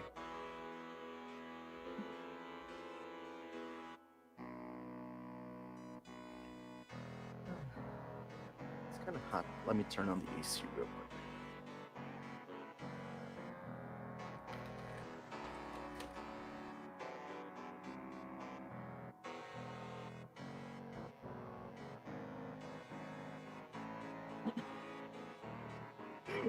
Yeah, I was impressed with it too. Because I was walking in, I'm like, this is an interesting concept. I didn't know how the actual fight would go. Yeah. I was a little worried about it, just because like I knew this was gonna be fun regardless. But I was like, I threw Paul in there just in case it was gonna be a slugger. But then that fucking let me test around. That's why I love this system. That's why I love JoJo doing that weird shit. Yeah. It's that kind of thing where it's like he was supposed to do stuff like put a flashlight up to his like body and stuff to illuminate the where you guys were and shit like that, and like it was a bunch of weird shit. He was gonna monologue about how the cannibals are his little white blood cells coming to take out the disease, but unfortunately Al is a plague. So Hey, I was saying how his JoJo villain monologue, I'll give it to you fresh right now, was how, listen man, inside my body, I've got a whole ecosystem. You know how we deal with ecosystems in our body, Curtis? What is it, boss? We see, when foreign disease come walking on in, we shut down, we start fighting back. It's white blood cells. They do the big work for killing. You gotta see, those little men inside of me, they're my white blood cells, and they're gonna get to killing. He was screaming in pain for instead the entire fight. I'm so sorry, dude. No. We were just complimenting you for how wonderful that encounter was. Thank you. I'm pretty sure I came back to hear Al is a plague. Yeah, because the white blood cells couldn't take out the plague. You got me? Get it? Amazing. I love this encounter so much. Yeah. You can say the stand name. Oh yeah, box in my head. Yeah, I figured it out. Yeah. From the new Blue Oyster Cult album. Yeah. You okay there, dude? Choking? Yeah. Accidentally. No, Christian. We were like, I think I was making maps and some shit, and then Christian was just like, "Oh, dude." I think we were listening to the new Blue Oyster collab, and then Christian was just like, "Dude, what if you're inside him?" Like, and just like I was like, "Oh God," and he just kind of went off. It was like a bit of inspiration. Yeah, Christian made the inside body maps using a Dungeon Painter Studio. Painter, yeah. Box Yeah. in my head. Yeah. I get box in my head mixed up with man in the box. Yeah. I honestly go listen to both. If you're of them whenever I choking, do. look up. Like it really helps. Yeah, stare fair up. point. Stay like this for a few seconds.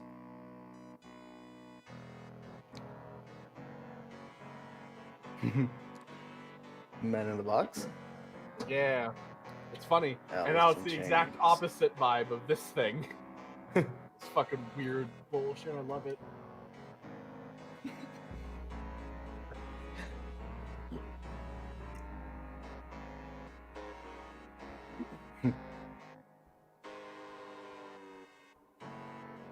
It's great. It's like together they would be pretty perfect for fucking cool. storing government secrets. Oh man. Oh. Man, just breaking that fight with Alistan is just prime JoJo system shit. Yeah, absolutely. It's wonderful. Oh, it was great.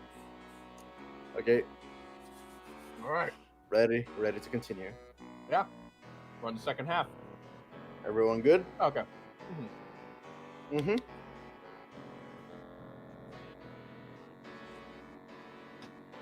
Rainbow in the dark. Rick, I also just want to say that I am kinda happy, and at the same time, I feel bad for the fans because that whole sequence happened without me revealing the token of Year of the Cat because I didn't need to. Yeah, wait, that's great. That should honestly be your goal. If it does exist. You could drop it at any time. But if you get through the entire side story without revealing it, I'll give you a pat on the back. I guess. I think We'll it see, was showing on one of the maps because you had Yeah, it. it was showing on one of the maps. I don't know if that was on camera or not. Yeah, but yeah. It actually. So no, Angra. In fact, it was revealed in the most anticlimactic way because I'm terrible. Sorry. It's fine. That means we I can don't, just I don't, show I it don't know off. if Bernie got that. Maybe, I don't know. I don't know. I didn't see it, so maybe Bern didn't see it. There at one point, Al's stand was visible on the skull map. I don't know if you saw that or not. Ah, It was the brain map. It was yeah, it was on the brain map. Okay, cool. yeah, no. So maybe we got it. We'll see in the recording. Who knows? It's like fucking. Yeah, cover it. It's fucking cryptid footage. It's just that thing where you have to go back and find this one part of the video and you'll see it for a second and then it's gone. Anyways.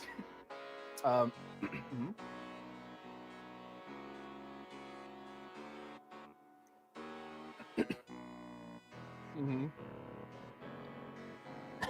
Yes, I did.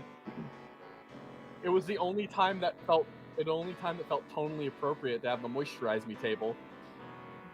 But okay. So, if we're all ready, I'm gonna get us back in. So, Real quick, just a last question. Was the dude in the chair supposed to be a boss fight? no, he wasn't. He was just okay. We're having super delay again. Fuck. Oh no. He wasn't. Oh fuck. He wasn't supposed to be a boss fight. No. Hello. Hey. Yeah, he wasn't supposed to be a boss fight. He was just kind of a prop. Okay. I mean, Potato.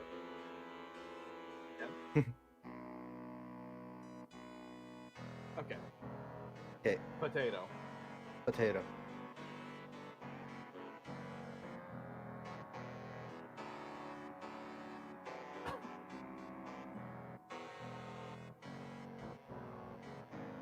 Potato.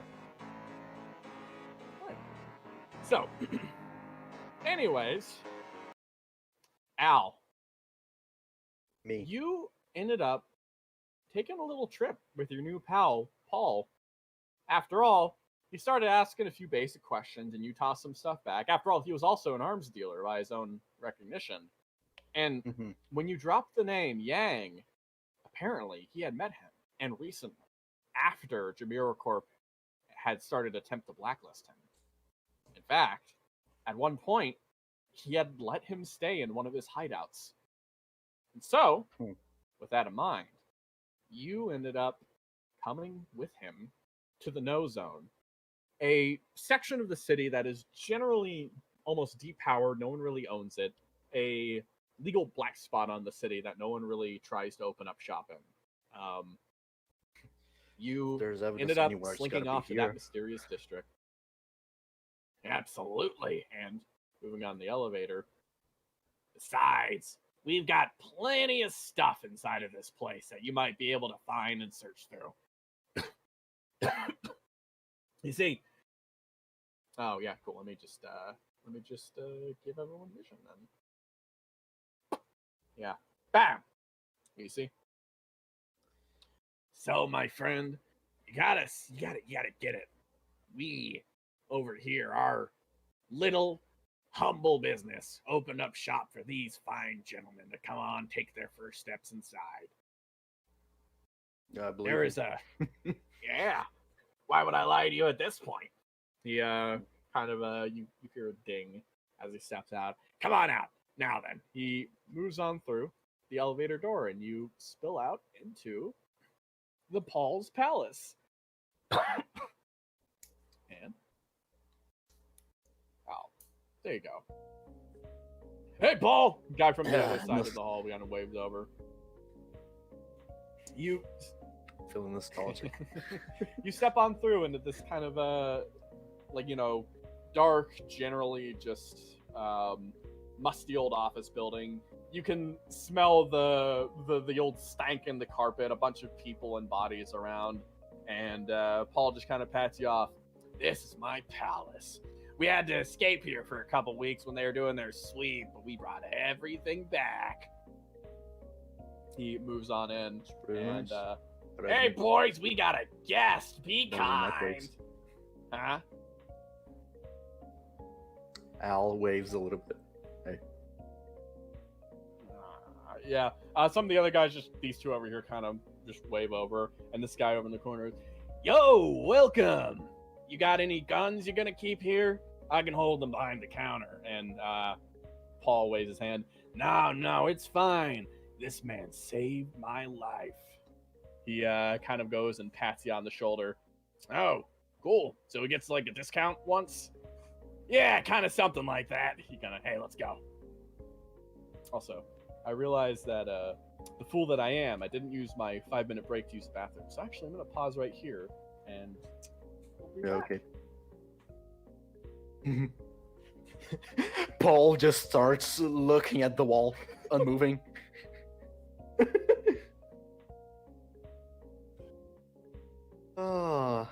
Man, what the fuck is up with this Discord glitch? I've never seen it. This is the first time I've ever seen it happen. Ever. Like, fuck. Yeah. Like, I've never had it be this bad. I've had my voice be all robot-like, but never just like 5-second delay.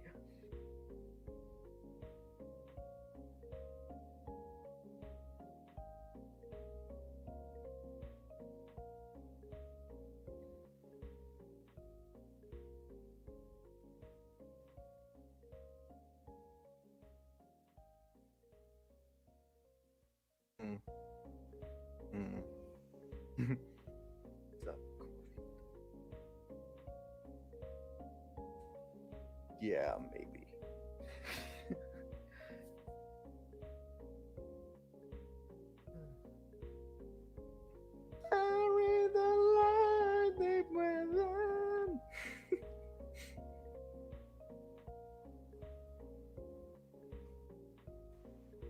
Bury the Lettuce are really good.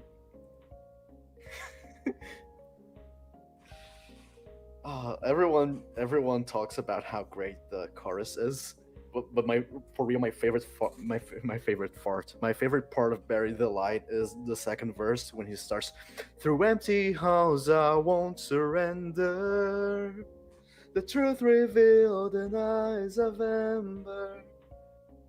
That part hits so hard for me. It's so good. Ah. Boom, boom, boom, boom, boom, boom, boom. Yeah, it's so good. Of course, Virgil got the best theme. He deserves it. I need more power. Yeah. Like, look how cool his moveset is. Judgment cut, judgment cut, judgment cut.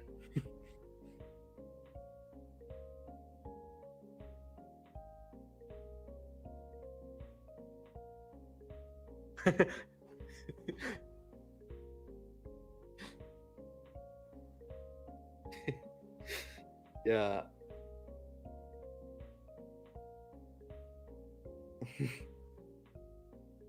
Yeah.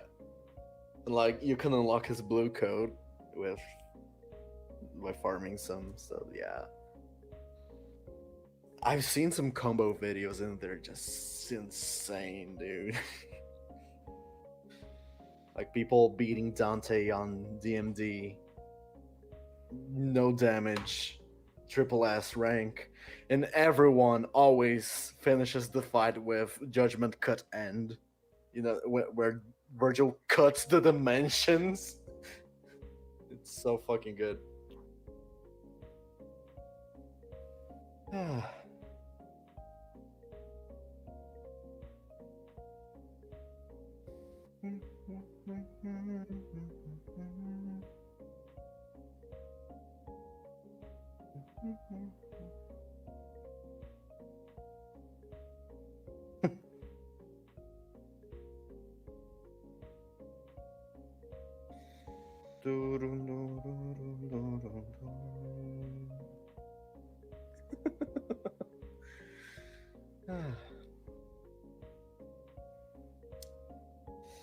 Al is very fragile. Al is stupidly fragile. A hard hit from any party member would dismantle this man. Like, he was even weaker before, like, constitution-wise. Like, I made Al, before the system had this add your stance durability to your health, I made Al to have 1d6 hit points. That's why some of his abilities are so powerful. It's because if he gets slapped once, he dies. Yeah. Do not punch the Catman, he will die.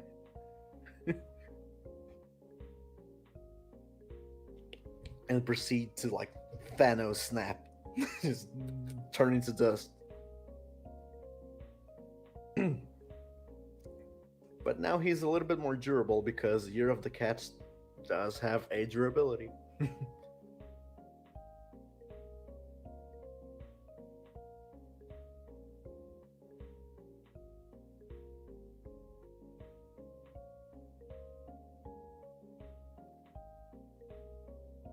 Yeah, you're gonna be so tanky.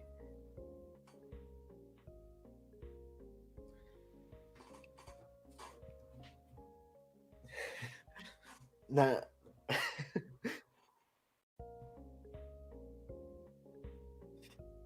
Damn, boy. Beef. Beef.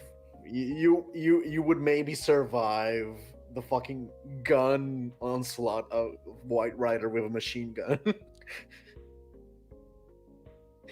It's so stupid.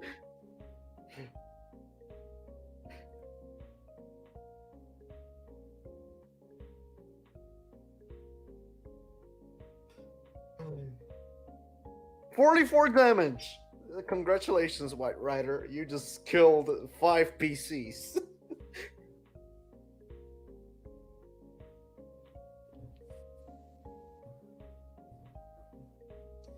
Like, Yang had 17 hit points throughout the entirety of CI.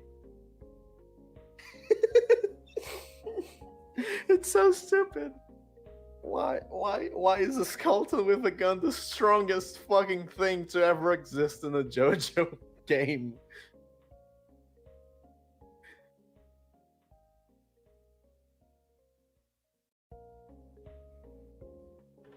I still remember the day we found out skeleton with a gun text.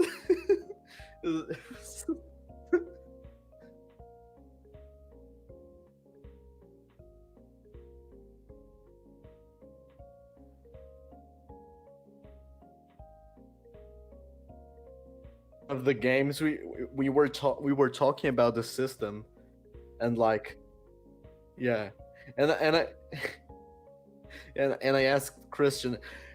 I sent the fucking picture of White Snake with a handgun to him and said, "Hey Christian, ...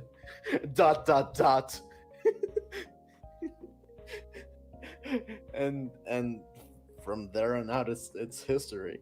It's I still have the fucking picture of the skeleton with a hoodie saying "fuck you all" with a handgun. Okay, I'm done staring at a wall. Okay, let's go. Let's go. So yeah, Paul ends up kind of stepping past. These are all my dear friends. You could be counted amongst them if you wanted, but you get much safer, more lucrative work as a detective. Well, hypothetically.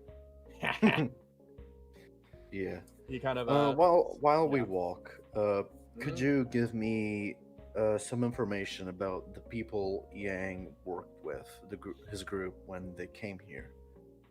Okay, Like, yeah, what do a you little think bit of more. them? Well, let's see. He kind of And- starts running through his head a bit. Well, you've got Yanks on you himself. Didn't talk to him too much, but he has worked with Roy before. Roy's a great guy, gotta tell you that much. My good old Roy. He's the guy that used to do a bunch of hit jobs. We used to work to the same contractor. Roy. Uh, Sounds like a swell dude. yeah. He kind of stops a bit. Absolutely swell. But he ended up slipping off at a certain point. See, apparently he's got some form of amnesia as a result of his corporate stuff. I know a bit of the case, but he's an all right guy. No worries from him. The other ones, He kind of thinks a bit more, and one of the guys to the side just kind of like moves up. Hey man, we finished that sale with JamiroCorp. oh, He kind of turns over and kind of pats him on the shoulder. good work. Get yourself some nice burgers or some shit. I don't know what you like. He kind of steps by and he just kind of, yeah, whatever. He kind of steps off for a bit, and yeah, you can turn those over. Just a little business, no problem. But He Yeah. kind of slaps his hands together. if I'd have to tell you, a few more of them. There's the cowboy looking guy called Chuckle. Seems like a good kid. Funny name. That wasn't funny. Oh, yeah. Oh, yeah. Then there's that other guy. I didn't really they called him Johan. He's got an eye patch. Kind of like you. Same eye even, I think. Wait, was it? No, I think it's a different eye. I can't remember. Feeling my style. I guess. But he kind of like, He also, they're all pretty all right people, all things considered. If I was having to look amongst the bunch, I mean, you got your mix of hitman, as I usually get business, but the people they bring in seem like a bunch of good kiddos. But, well, they also had like an actual kid with them. Yeah, don't know what her deal was. Though I helped Better deal name? with Presley. Hang on.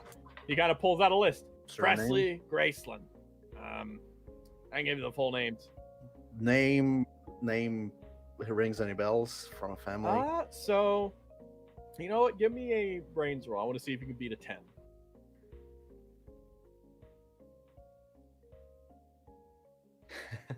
Nice. A modifier wow, is 10 person. Fucking goddamn it. Yeah, no, you've done your research. You were looking into the case for a little bit, and Graceland is a name that seems familiar. They were a family that had a decent high middle management position within JamiroCorp's tech department. And so Presley Graceland was actually a special case person. She was a very specifically a up-and-coming new tech whiz genius that was on a few papers. Just someone who was like going to be pioneer for the new generation. Big PR pieces. There was no mentions that she was turned into anything like that. In fact, her family hasn't come up in the news very recently, which doesn't exactly line up. Obviously, like they were last on the news 5 months ago, and that means like it's not the most suspicious thing, so it never really came up. But to know that she was here with this group raises a few questions, because that was a family that was on the path of success, and by the general sound of it, it seems like they've grabbed a real random bunch. Oh yeah, there's one more thing. There was a girl called Rain. She was a robot, I think. Al stops. Come again? Yeah, a robot, believe it or not. She had like glowy bits, or maybe like one of them cyborgs. I don't know. She said, I think she took off her head at one point. I just heard about that. Can you give me a visual description? Yeah, sure. Got some blue glowy parts along the arm. He kind of holds up his hand kind of low, about this high. And she had a long kind of blondish, greenish hair. She had these just little chin things. He kind of points around his face. They like kind of come up around the chin and the cheeks and stuff. Al bites down on his cigarette. Okay. All right. He puts it out, grabs another one, lights it. Yep, sure, go on. So Just sounds like someone I know. Oh. He kind of like looks at you a little inquisitively.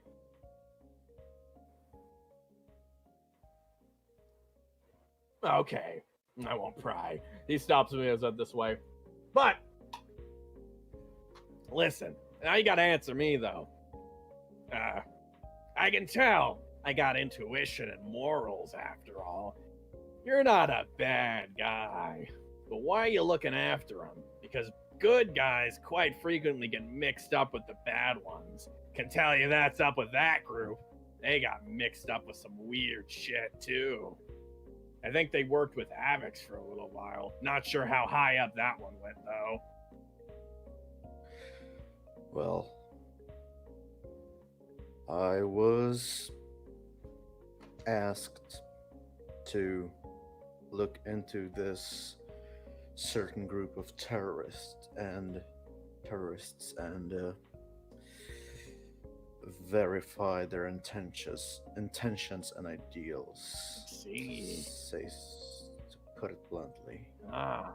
I need to figure out what kind of people they were. Well, I know where Roy used to shack up, but I'm sure those spots have been kind of busted up. Again, though, might be able to pull out an old contactor to get in touch with Roy. After all, he kind of like points to like a part underneath the rib cage. Roy doesn't know this, but I snuck a tracker underneath his lungs. I can find him whenever I want. Very astute of you, sir. Yeah. Yeah, he kind of like nods his head a bit. I haven't tried it recently, though. I think it went a little bunk. We'll see, though. Oh. Yeah. Okay. Fair enough. Well, I gave you a little hand there. Just make sure you don't rough up my boy Roy for your bosses and not, you know? I wouldn't do that. I'm sure they could kick my ass anyways. Oh, wonderful. He kind of pats you on the Just wanna shoulder. talk. Oh, if only we had more people like that in the world. Anyways, I think we can step in here. He kind of goes over and like goes Think storage room 2, 3. yeah, he pops over this room and you head on inside. But and the moment you do, the door pops open, and you kind of look, and you're like, okay, some boxes. He kind of starts sweeping in. Okay, pops open a crate, starts digging around in there as well. So, like, you working for a corp or something? I don't And know. My employer is anonymous. I see. Kind of a pain in the ass, and they did sneak a note into my office without me noticing, so I am pretty spooked. But the pay was good, so. Sounds like a big guy. But if it was a corp, they're hiding their involvement. Must be someone aligned with someone else. I don't know. Nope. Honestly, not my place to ask these kind of questions. Yeah. It's usually more of a pain than it's worth, honestly. Absolutely. But you know, I'm just a man with morals, as I said. I always try to know who I'm working for. It's just the right thing to do. He peels through his crate a little bit. You are right. But it's the safer thing to not ask questions. And as you might I have learned picked up that from today, now, I'm not apparently. exactly a safe man. He digs around in his crate a little bit. Okay, here you go. This should be all right. He clicks on a transponder thing and just kind of like gets it going. Oh, that's all right. Damn. Someone somewhere explodes. Yeah, looks like old Roy might have figured it out after all. He kind of shows you. Things just pinging in the dead center JamiroCorp. So, if he's there, you're not finding him anyways. Fuck. Oh, but you're still looking for that Yang guy, right? Yeah. He's Well, dead. So, yeah. but you're following that trail. He kind of thinks a following bit. a ghost, apparently. Oh, you know what might be pretty good? What's that? Now, I think, if I'm remembering correctly, Mr. Yang's son Yu has a sister. You know that? I wasn't aware of it. Yeah. Not sure where she's gone off to, but if you're looking to find a trail, that'd be a good one. Well, Again, that certainly helps, for sure. don't know what kind of man Yang was in his private life, but I can tell you, family's one you always gotta keep safe. Probably under a different name, different protection. Probably not JamiroCorp territory within the city, though, so... I'd check Avix first. He kind of pops down a few off the crates a bit. Do I they mean, have? Did they have any involvement with other corporations? Roy used to be Outside of employment? Metallicorp, but that didn't end up too great. We both dipped after a certain point. I stood on a little longer. I don't know beyond that one. I don't know how many spies they had. Fair enough. Anyways, Thank you for your time. no problem. It was really You have helpful. a great day, my friend. You too, you buddy. you step on out, and as you do, you feel like a sensation as you're preparing to leave this place. It's the same one you felt back near that opening, like that bridge when your trail ran cold. You feel this like swallowing sensation of just fuck. Why does it feel like shit's about to suddenly disappear again? You got a new lead. You've actually honestly found a lot of progress. So what happened there? And so you stumble out, and as you do, something seems odd. Very odd, actually. You move over outside and step into the hall, and you kind of reach and hold the cigarette in your mouth for a bit and blow out, and you feel like there's such a lack of presence in this room now. It's palpable. Everything seems to be drying out. In fact, as you look, the color that seems so apparent in the world is gone.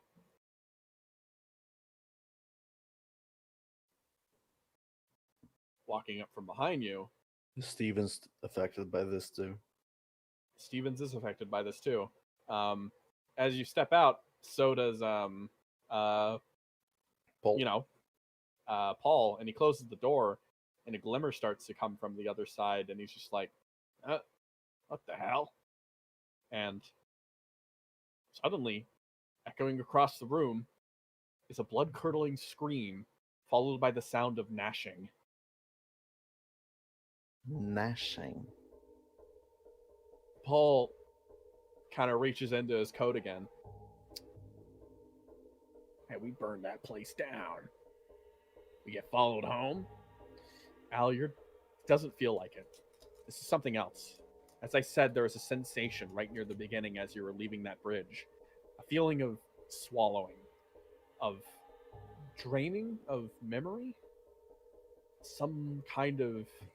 the sensation of a detective's mind drawing a blank, seeming to spill out across the land. And that's what you feel again.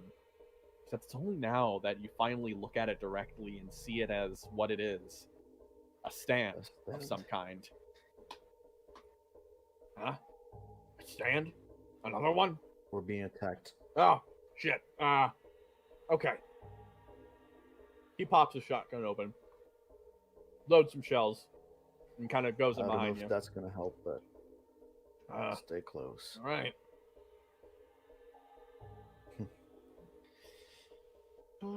I touch Paul in the Mhm. shoulder while I say that. Just I cannot select. Yeah, my got pod. it. You got it. Whoop. All right. And in fact, Alrighty. So, you're free to take your first steps through here. where did you say that shining was coming through? Right here, actually. Through that door behind you guys. Can I look through the lock? You look through the lock and you see this interlaid grid of white lines that almost seem to beam across the room. It's like a grid, but also a grater. And as you step through, I'm going to move you a bit so you can see.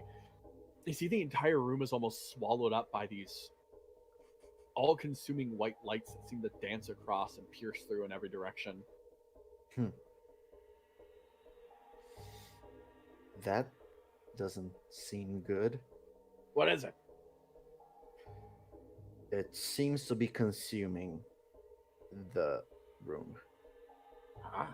Is that something I got right? Yes. Does Yes, it appear is. to be consuming? It does. Can I drop a bizarre field? You can drop it by one, but you got a comrade in this fight, Yeah. so it's down to one instead of immediately dropping. You hear, and also, on top of that, you hear some muttering. Around the corner. This way.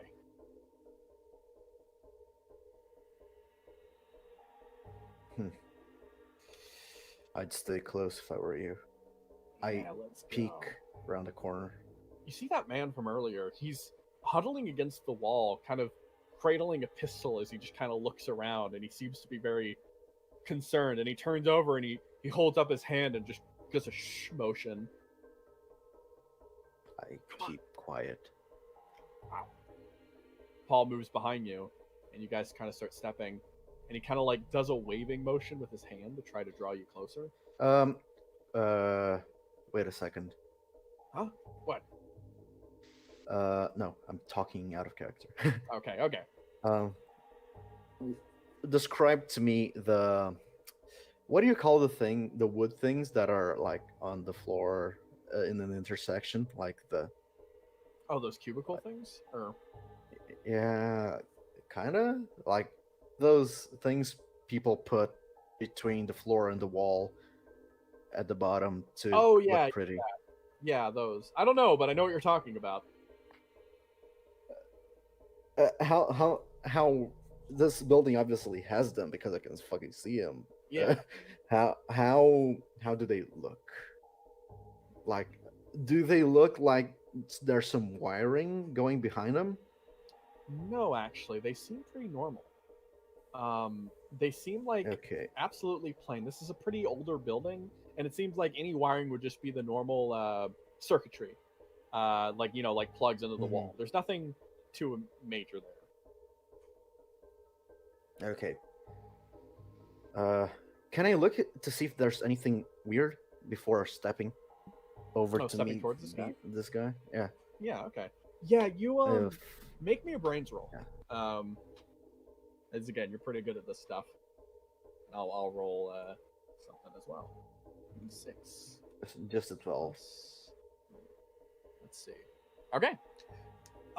You stop a bit, and you're like, oh, he wants us to come over there, and you hold for a moment, and you kind of chronologically, you kind of take some steps, and you're like, hang on, didn't this guy just leave to go grab shit? He went off this way. Your paranoia picks up in this exact moment. I mean, it looks like it's him. It should just be him. But for some reason, in that moment, your brain stops and you don't let yourself take a step closer. Paul seems like he's about to step closer wherever as he starts moving up, kind of looking around for threats. That's not your friend, Paul. What do you mean? He's like, Paul kind of Your holds the friend gun. went to grab a burger. This is not him. He kind of stops and turns. And he's like, yeah. Monologue action. Yeah? Does the stand use our memories as weapons against us? To a degree, it does. Except, it does something a little else too, but I think you're able to start piecing this together. As I'll drop the bizarre field as this thing seems to kind of piece together in your head. This thing does feed on memories, but also, in a way, it's feeding on the area itself. It's feeding on everything here. It's slowly stripping away the memories of this place. This entire location seems to be melting in and being taken in by the stand. This man in front of you, certainly he's not that man. But he has to be something, if not that. Maybe the stand? You're not sure. This seems to be... This whole thing is like a large eraser that seems to be scraping away this land itself. Everything here. Mm-hmm. Okay. And I'll tell you right now, since you dropped the bizarre field, I'll tell you welcome to the Twilight Zone. I can't believe you've done this.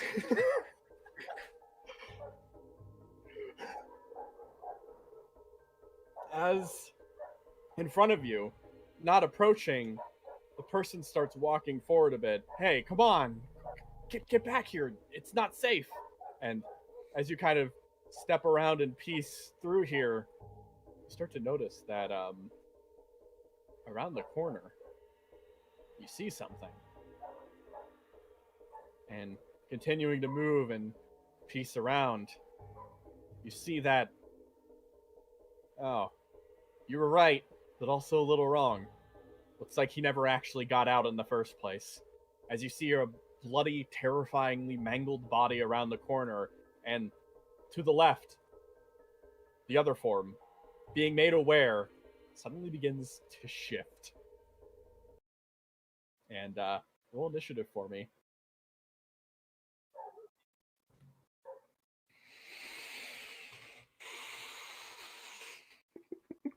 Oh boy. Okay, so 5, 8, and let me roll this thing. Alright, this thing only gets to roll this.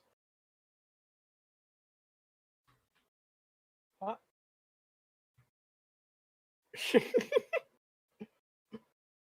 So, let's see. You go first, then Paul, then that thing. As You stop and turn, and the form on this side seems to shift a bit and transform, and its fully sated, wonderful form becomes apparent in front of you. Its maw gapes open and clicks shut, open, close, open, close. A small little pyramid-like mound that seems to sprout from the floor with tiny little tendril hands that drag itself forward. And as an intuition, you don't even think this is the stand. This is some effect of this place. A hungry, voracious beast. I can't believe you're using it. Let's fucking go! So what are you gonna do? Al is, first of all, going to go over here. Mhm. Is there any electrical wirings, anything For like a that plot around point, here? I'll give it to you, yeah. Fuck it, sure, I'll do it.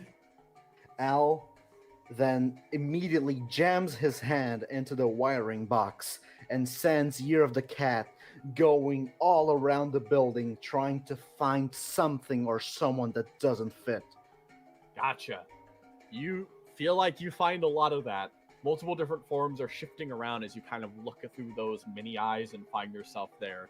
And I have big range, so I can see multiple floors.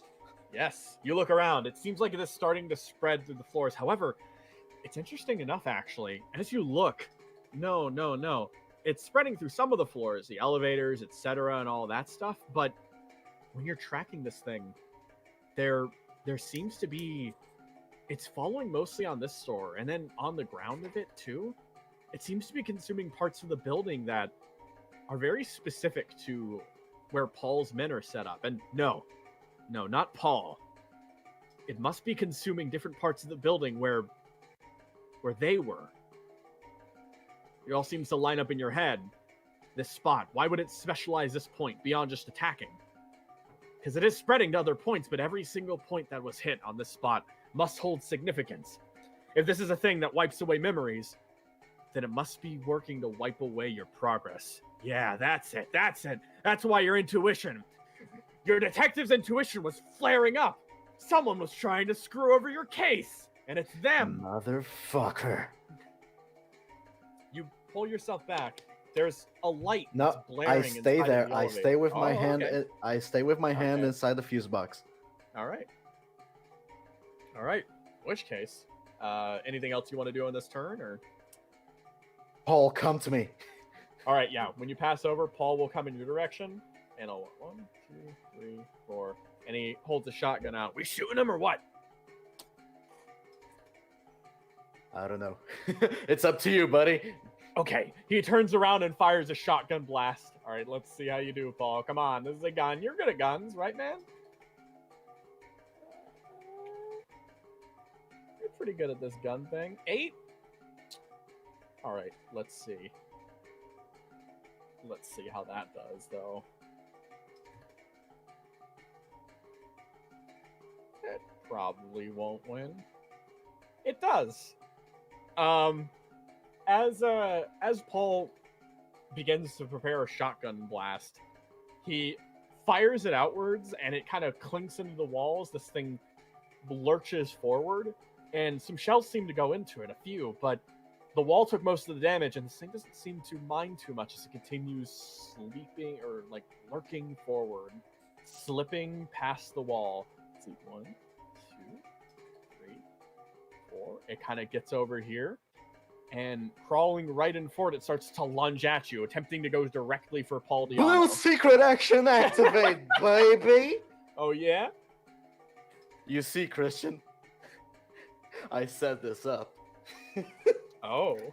My blue secret action consists of Al getting access into the building using Year of the Cat, be it through wiring. He needs to get into the walls, and I accomplished that by jamming my hand into the wiring and activating Year of the Cat. Year of the Cat goes all around the building, covering every fucking centimeter of it. And my secret action, with that being the setup necessary, The moment an enemy attacks either me or Paul, Year of the Cat will slash the ceiling and make rubble fall on top of the creature, and revealing a path to the upper floor. So, okay, so let me just finish chewing this real fast as I get something ready. So, because I'm using these secret actions I've had prepared for a while. I had planned. I didn't have them prepared, but yeah, you I had them- these you had- planned for a while. You've been thinking about them. So, I'm gonna give you 3d6 plus your brains. Because you got that all set up. Can I add a trait? Let's see. What trait? I have a trait called. Let me read it out for you. It's an old one, and you agreed to it, so I did. I just need a reminder because it's been a long fucking time. It's combat. Combat is just a science again. Yeah. Oh, that It's one. Okay. a plus four to rolls in combat that rely on calculations or other scientific factors, but it becomes a +5 if I'm using it on a secret action. So what was the scientific? Well, I guess it's the usage of electronics. Calculations. The calculating that. Yeah. Okay. Yeah. Sure thing. Give it a roll. Arigatou gozaimasu. What am I rolling again? 3d6 plus. 3d6? I think it'd be 10. Oops. I'll roll. It's roll. Okay. Using all my good tactics on mooks. Good. And fucking jobbers. Oh no, you needed that damage. You move in and you cut the light, basically allowing yourself to move up. The hanging lights on the roof, casting the light downwards, meaning there's space for Year of the Cat on top. As it moves up, slashes, and begins tearing at the roof a bit, and different parts of platforms that otherwise seem to fall. A large metal lamp just seems to smash down on this thing, and it gives Paul time to step back, fire a shotgun blast, and everything lines up perfectly that this thing falls to the ground, a slump, and then begins sinking. However, as you look up at the roof, you notice that it seems to almost... It doesn't exist. It doesn't exist, no. At least, it did, potentially, but that floor has already started becoming consumed. You, stand there with Paul. All right, which way we going? Come on. We need to find the user. Yeah, I guess so. Or, If my predictions are correct, this stand is erasing evidence of the things I am searching, meaning it will probably be more active the places that were relevant to the terrorists when they were here. Okay. Well, shit. Can you recall any of these places? Yeah, I got a few spots. Shit. Let's go. Okay, let's go. He immediately steps this way and moves into the trash room. And upon doing that, you notice something swerve its way beyond the bags. It's grabbing different bags and shoving it into its mouth, consuming and trying to eat different things in here. And then it'll taste something and spit it out and begin moving again to different spots. It seems to be searching for something that happened in here. Paul kind of lines up. Okay. He lines up the shot. Gonna get up there and try to fire. Oh, Paul, good job. This thing isn't ready for that, though, so it will hit. The shotgun blast hits into it, and it kind of seems to redirect itself up. Can I combo off Paul? Sure. I would like to use the flash of the shotgun blast to throw Year of the Cat at this thing's shadow, projecting upon the wall. Yeah. Year of the Cat crawls its way out of an electrical magnet and, using its speed, manages to reach another shadow before the extra flash disappears. And when that happened, the thing freezes, and Paul steps up closer and blasts a few more shots inside of it, and with enough time, the moment that he's fired a few shots, the bullets seem to hang for a moment in the shadow. And letting go, and that moment, You're the cat Tokyo materializes. And as it materializes, it'll actually appear. As it crawls out of the shadow of the thing, bullets flying into it at multiple points, and it seems to shrink down in that moment and slithers across the shadows of the floor, moving up and inside of you. Also, I realized I had a gray and white version of that, but that's fine. The thing falls down, hitting the dirt, and then again kind of sinks into nothingness. Shit, this is trash, man. I don't know if we're gonna find shit in here. It starts to move forward and try to look around. Quick look through the trash. Anything relevant? Nothing that seems super relevant. You've got leads. You're kind of weighing your options now. You could find stuff, but it seems that everything is getting consumed so quickly. You have... Yeah, let's keep going then. Okay, yeah. If we manage to deal with this, then we won't have to... We'll have time to look around. Fuck. You step out, and God, another one I'm gonna set another secret action. all right. He kind of moves up. Could also try to make it to the elevators. What do you need information-wise? Why? I might be able to find it.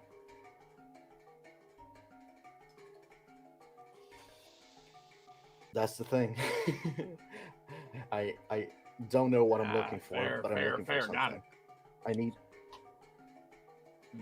He kind of holds to the side a bit and moves around the... Like, okay, let's try to head this way. You guys start stepping up, and as you move, you hear something lurking around the corner, moving down the hall, searching for something as well. You both remain silent for a moment as Peking seems to continue moving down. Mhm. You both continue heading on up.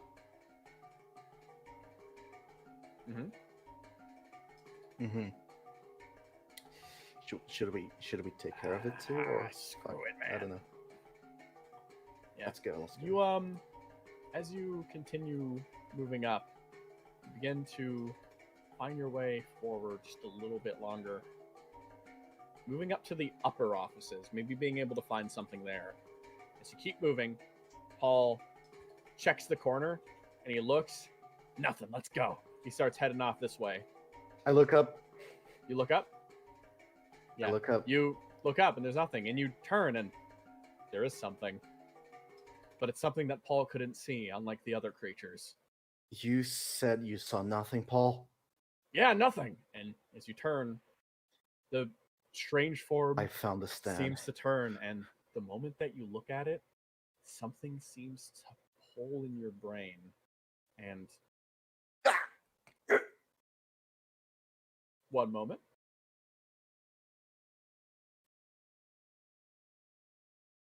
I shouldn't have made the stand. It came back to bite me in the ass.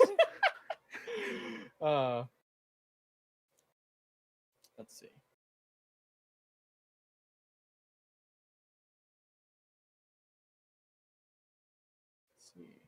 So, suddenly,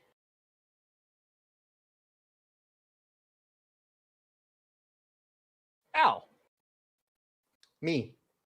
why are you standing here? You stop for a moment and, oh, okay, something's not right. You looked at the thing and now you're here. What? You did it. You weren't moved. You're just, something happened. And very quickly your mind runs through possibilities, and it hits you almost immediately. You trace it back. Abilities. Yeah, that thing. The moment it saw you, it seemed to reach in its mind and pass whatever happened just then. After you encountered it, just seems to have slipped away. This stand, fuck. You can't remember. Whenever you looked at it, it just disappeared, or you disappeared. You moved, and that time, it's disappeared. It slipped away, but it happened. You know it because as you start feeling, you look across your body and your sleeve, it's been chewed on. One of those monsters. You must have encountered it, but it didn't eat you. It didn't kill you.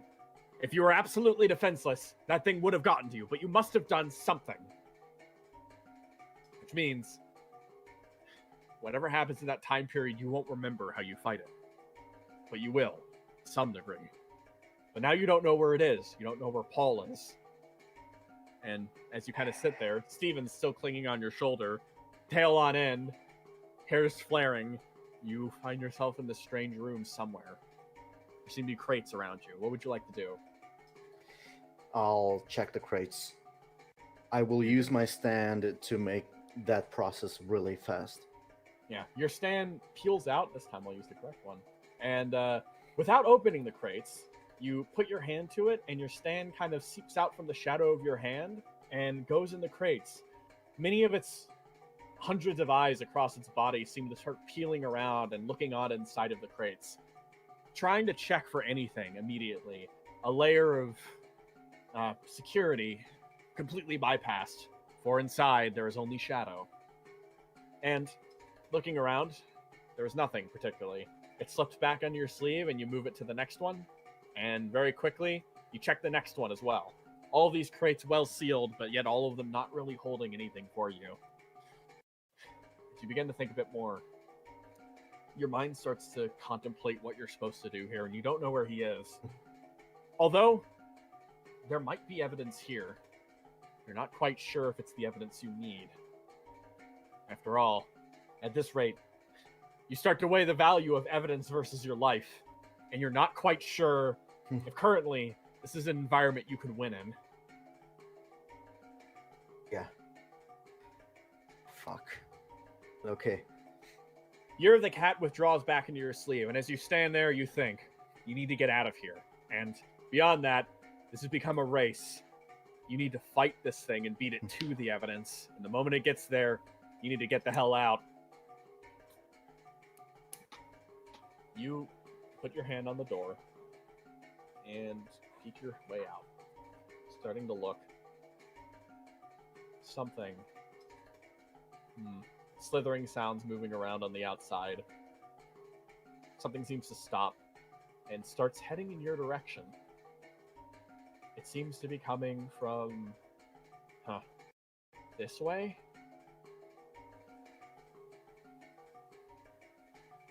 Yeah. What would you like to do? Yeah, that's... Al will... real quick. These are, like, office walls, right? Yes. Al will use Year of the Cat to wrap around this office wall and just fucking rip it off the ground and shove into this thing as he runs by. You attempt to kind of do that. However, I will say, in this specific context, there's not enough shadow hanging on this spot for Year of the Cat to actually make purchase with it. It's not something you can do. In this singular instance, Fair enough. you're going to need to back off from it. Can I maybe distract it? Yes, you could distract it. How would you like to do that? Well, since there isn't enough shadow around here, Al will grab something from his coat. Let's see what kind of bullshit I'm carrying.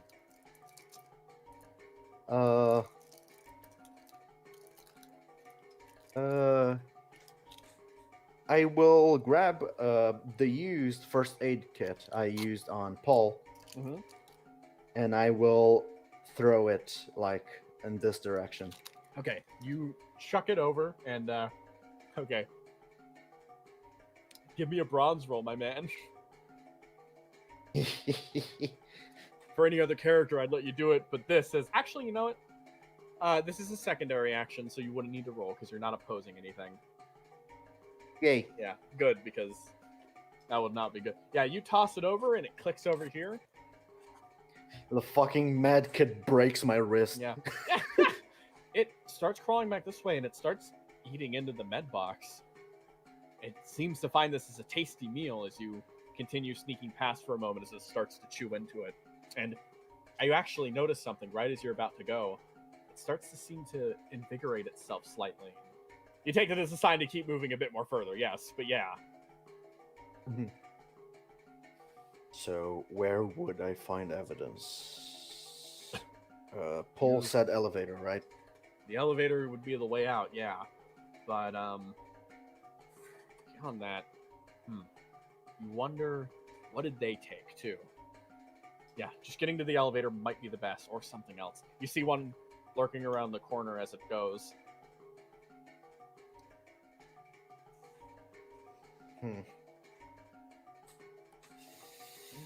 Oh man, this encounter As you is step- hard. Something grabs you and pulls you inside of the cubicle. Hey, dude. Hey, son. How you doing? I would like to check something, Christian. Yeah? My rad secret action is I touched Paul and put a little fragment of Year of the Cat in his shadow. Can I feel the fragment of Year of the Cat in this Paul? No. I seize him. Uh-huh. Okay. Oh, whoa, buddy. What do you do? And what do you do immediately after that? Can I sense that fragment anywhere else? It is somewhere. It's not here. It's a bit further ahead, past where this other one's roaming. Is he still wearing his clothes? Is his coat still on? Yes. I don't know if you're you, buddy. What are you talking about, man? It's me. Come on. We get down. They're out there, man. Come on. He seems to get up, almost ready to pounce at any moment. I want you to... What are you gonna do? Good secret action, by the way.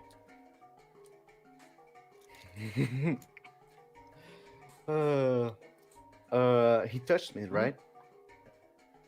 Freeze. I'm gonna freeze him with Year of the Cat. Standing a bit up, you hold yourself above him as he's kind of leaning down, and the light catches on you. It casts your shadow beneath him, and in that moment, he freezes. Year of the Cat spilling into him. It holds him there. And you know that the moment you move, that shadow will unhold itself. However, what exactly you want to do falls to you.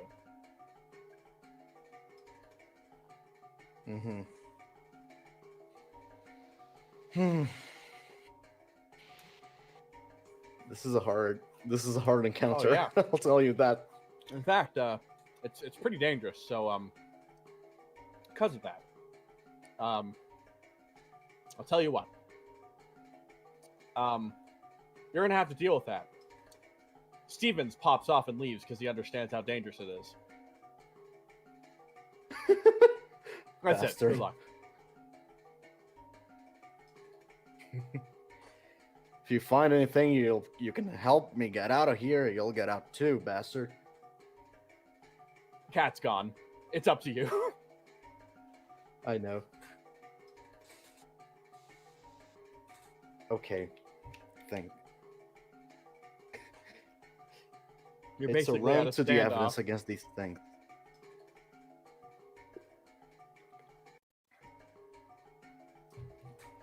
As you hold, again, the thing just goes across. You're caught in the spot.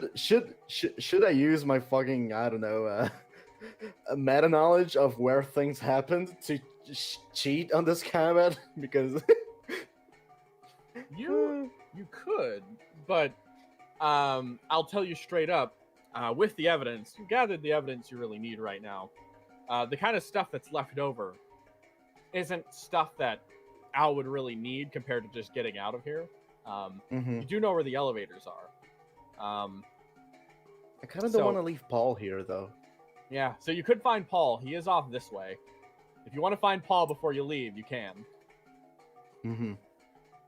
Just a matter of what you want to do with this thing in front of you in this moment. You could run, and you get a good 5-10 second head start. My shadow is projecting under it, right? I'm gonna cut up the floor under it. Oh, okay. You go and up and start cut to the floor. bolt. Yep. All right, you do that. You cause it to stagger as the floor gets cut up, and then you bolt. See ya, bitch. You leave that thing behind as it then begins to shift and turn the moment that the shadow leaves. But you keep running, and you see Stevens is running back to you actually, and then kind of pulls at your pant leg and runs this way. Okay, let's trust the asshole cat. What could go wrong? Yeah, something seems to be slithering around the corner, but it runs in through this door, and you look. Stairs, a way out. But, again, if you want to go after Paul, he's somewhere this way, where this thing's heading. Very well. Okay. I will keep in mind where this is. I'll be right back. Stevens I looks at don't- you confused, but then runs on down the stairs. Okay, this thing is completely blocking this hallway, right? Yep, it's moving. It's looking around. Kind of slithers on forward. You think you can feel a fragment coming from this way. There seems to be a room. Mm-hmm. Is there enough shadow for me to use Year of the Cat to just slither around a little bit? Not immediately here. And you're not next enough to socket on the wall to get it in the wire system again. So this thing keeps kind of slithering up a bit, and I'll have Paul do something real fast. As you can see the door where Paul is located over here, and you feel like you're going to have to make a motion at some point. And creaking from the door, Paul sees you from a kind of cracked open door, and he kind of holds up a finger, and he's counting down to something. 3, 2, 1, and bursting out from the door, Paul Diano emerges, raising up his shotgun, and he fires it in the air. Not directly at this thing, but yes, exactly. He fires it very specifically so that a flare of shadow will fall on this thing, almost hitting off against the wall. Yep. I will do the same thing I did with him back in the trash room. And I will... Alright, you do it. Fuck this thing up. I will tear it into it with the shadow claws while it's frozen up. It freezes for a moment, stopping, and you manage to get an attack. Give me an attack, and then it'll go back to you, since it's a momentary flash.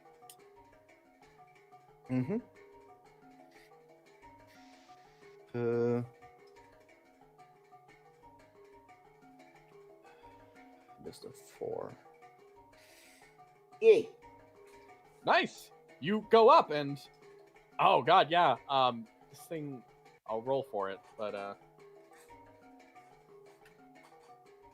Okay, yeah. You manage to tear into it, and the thing almost seems to clump to the ground. There's only a moment, and it doesn't really get a stop motion as the claws come out. Its binding power weakens for a moment, but then it turns into destructive force that tears into this thing. Its body clumps to the ground and once again disappears to nothingness. Paul moves up, and then you notice something moving directly. I try not to look at it. All right, make me a roll then. What do I roll? You're gonna roll your bronze.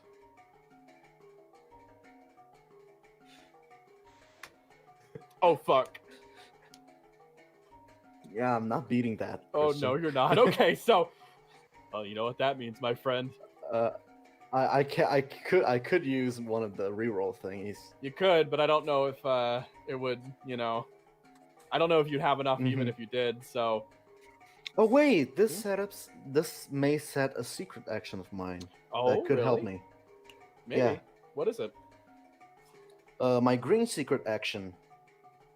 Al has Year of the Cat under his coat at all times during this encounter. So the moment it frees up the creature after it cuts it up, it goes back under his coat. Yes. And the moment Al starts to turn and sees this creature, I would like to use Year of the Cat to pull my coat up to cover my eyes, basically, using Year of the Cat's speed. Because it's a secret action, it'll do a secret action choice. It's kind of a free one, which means you only get a 1d6, but you have really good modifiers, so you'll most likely You will only fail if you roll a 1. You'll cause an escalation on a 2, and anything else you'll win. Oh, okay. So, you manage to pull up, block with the actual action there, and Year of the Cat manages to essentially. There goes another secret action of mine. Yep, and It was good. It was good. It saved was my a good fucking one. life. Yeah, I think. Now, because the way the plot system works, you've only got those 2 left, I think, because you used plot score to generate, and you've used 2. So it's a good timing because you managed to do that, and Paul follows you. But it seems he gets a glimpse of it, and you now see what happens when you don't see it, but someone else does. He's moving, but there's like a lidlessness to his eyes. Or at least there starts to become one.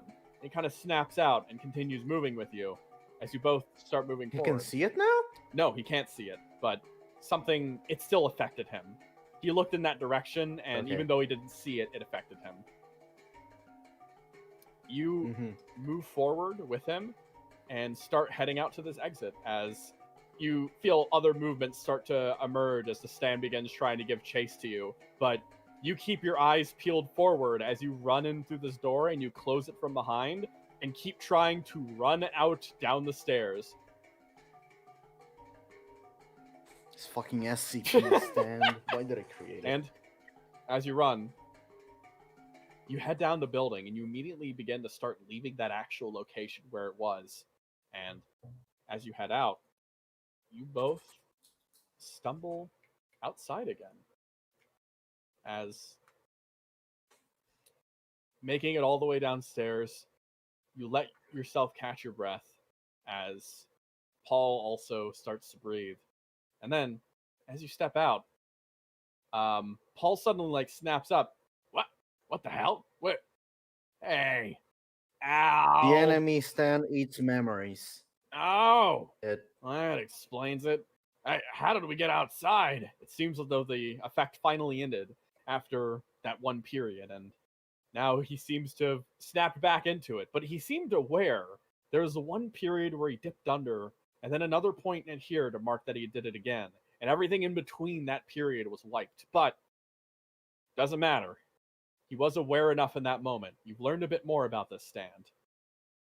And as you both stand there, turning around, well, shit, okay. Anyone standing here? You look around. No one is. A stand user. You never saw them on the inside, but you have to imagine a stand like that requires a stand user to be pretty close. But Paul, on the other hand, comes up close, pats you on the shoulder. Okay, well, alrighty then. This is a lot of fun, my friend. I've got to get an exterminator in there. I don't like stands in my territory. Yeah, I think we should split up. I'm just putting you into more danger. I'm sorry about that. Sorry. I'm used to danger. Okay, come on, Al. Remember what I said? I'm all about morals. Sometimes morals get you into trouble, right? Yeah. Well, hopefully your Right. morals don't get you into trouble. Good luck on your investigation. Hope you got enough leads. Kind of stumbles. More than enough. Pulls out his Albeit phone. Now Yeah. I know what I'm dealing with at least. Well, good luck. He kind of thinks a bit. I feel bad, though. After all, that sister of his is going to be in a real bad spot. He kind of pulls out his phone. What do you mean? Well, pretty simple. I mean, think about it. He kind of turns over and looks you directly in the eyes. It's going after memories, right? It's trying to take things down, all that stuff. It's stealing memories, trying to chop it all up. That's what we worked out, right? Al's expression goes blank. Yeah. Well, guess you got a question now. Are you a man of morals, Al? He kind of I'll let you figure that one out. I don't have time to know, but tell me what you do. he clicks his phone and starts making a call. Hey, yeah. I need a new base. Can you kill stands? He starts yelling and walking off. Did I get my cat back? Oh yeah, no, your cat's back. He popped up on your way down. You Al- split off. Is still for a second, takes a deep breath, starts to think. What would have happened to the sister of a killer that has been deemed an enemy of the world and is currently dead for all we know? Well, since he was a professional killer, it is easy to assume that he probably had something prepared just in case something went wrong. Now, that deal would probably be with JamiroCorp because those were his employers. But we can assume that he never did trust JamiroCorp. Because Piece that together. After all, yeah. I'll let he you keep was going. bleeding them dry with illegal gun deals and really didn't give a rat's ass about him. Honestly, I respect the man for that. Fuck marry that bitch, but it's okay. Okay. You piece it together, and yeah, that all makes sense too. The 2 weeks out before ending his contract, everything was lined up. He must have made other arrangements if he was making gun deals. Someone else must have been helping them out. Someone powerful enough to offer protection for his family, for him to take the leap and betray JamiroCorp. Otherwise, he wouldn't have. His sister would be his top priority, from what I've heard of the man. So, well, Piecing together. which I can let you go still. Sorry, I just interrupted because I thought you finished. yeah, that's fine. Which who dropped? Jaded. Oh, it's fine. Yeah. Which corporation would be more likely to offer that help? Well, we can rule out the one. What is the corporation again? Metallicorp or Al tries to recall the name of the corporation that Ozzy ran. Black Star. After all, yes, they were recently incorporated. Blah. And their CEO was murdered in cold blood. So that's probably not it. Okay. Metallicorp. They had deals with them before, but it fell through, according to Paul. So it's most likely not them either. That leaves us with. And Al stays quiet, thinking for a bit. Please take it away, GM. Yeah.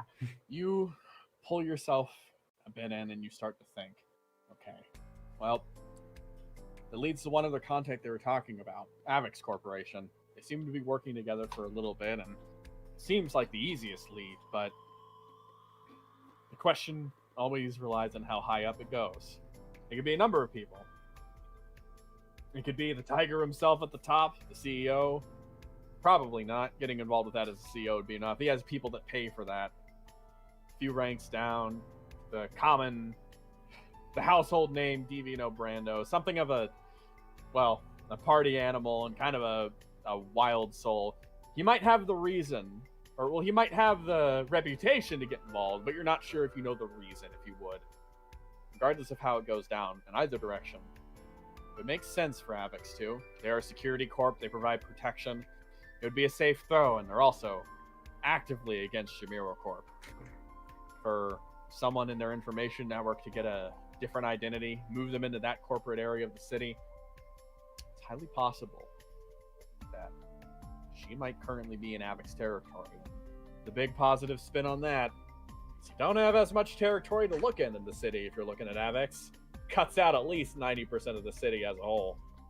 So that last 10%, you just gotta comb carefully. You put that together in your head, and you think a little bit more.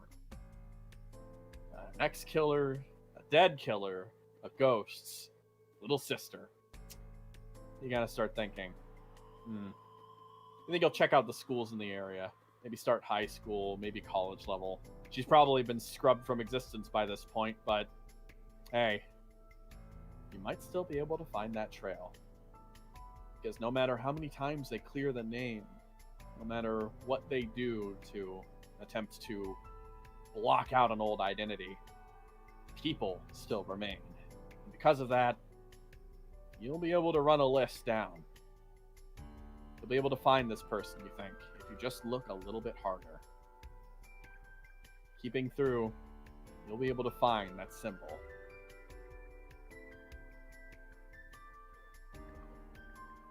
And that's where we'll end off for today. How dare you use my stand against me? Hey, man. That Like- thing is terrifying. I mean, it's fun, though, right? It was a blast. Year of the Cat sucks at straightforward combat. That stand good is for you. such a bad matchup for me. Yeah. Oh, man. I love it, though. It's great. Also, I mean, it's fair. You had a stand you kicked the ass of, and then you had a stand that did it to you a little bit. I mean, you got away. You didn't kick your ass. I was scared shitless. Oh, that was a lot of fun. I'm really glad that we got to play that one. That felt like a nice session. Oh man, I can't believe you brought up my old drawing of it too. Yeah, it's a really good one. I like it. Thank you. Yeah. Oh. Yes, absolutely. Thank you so much.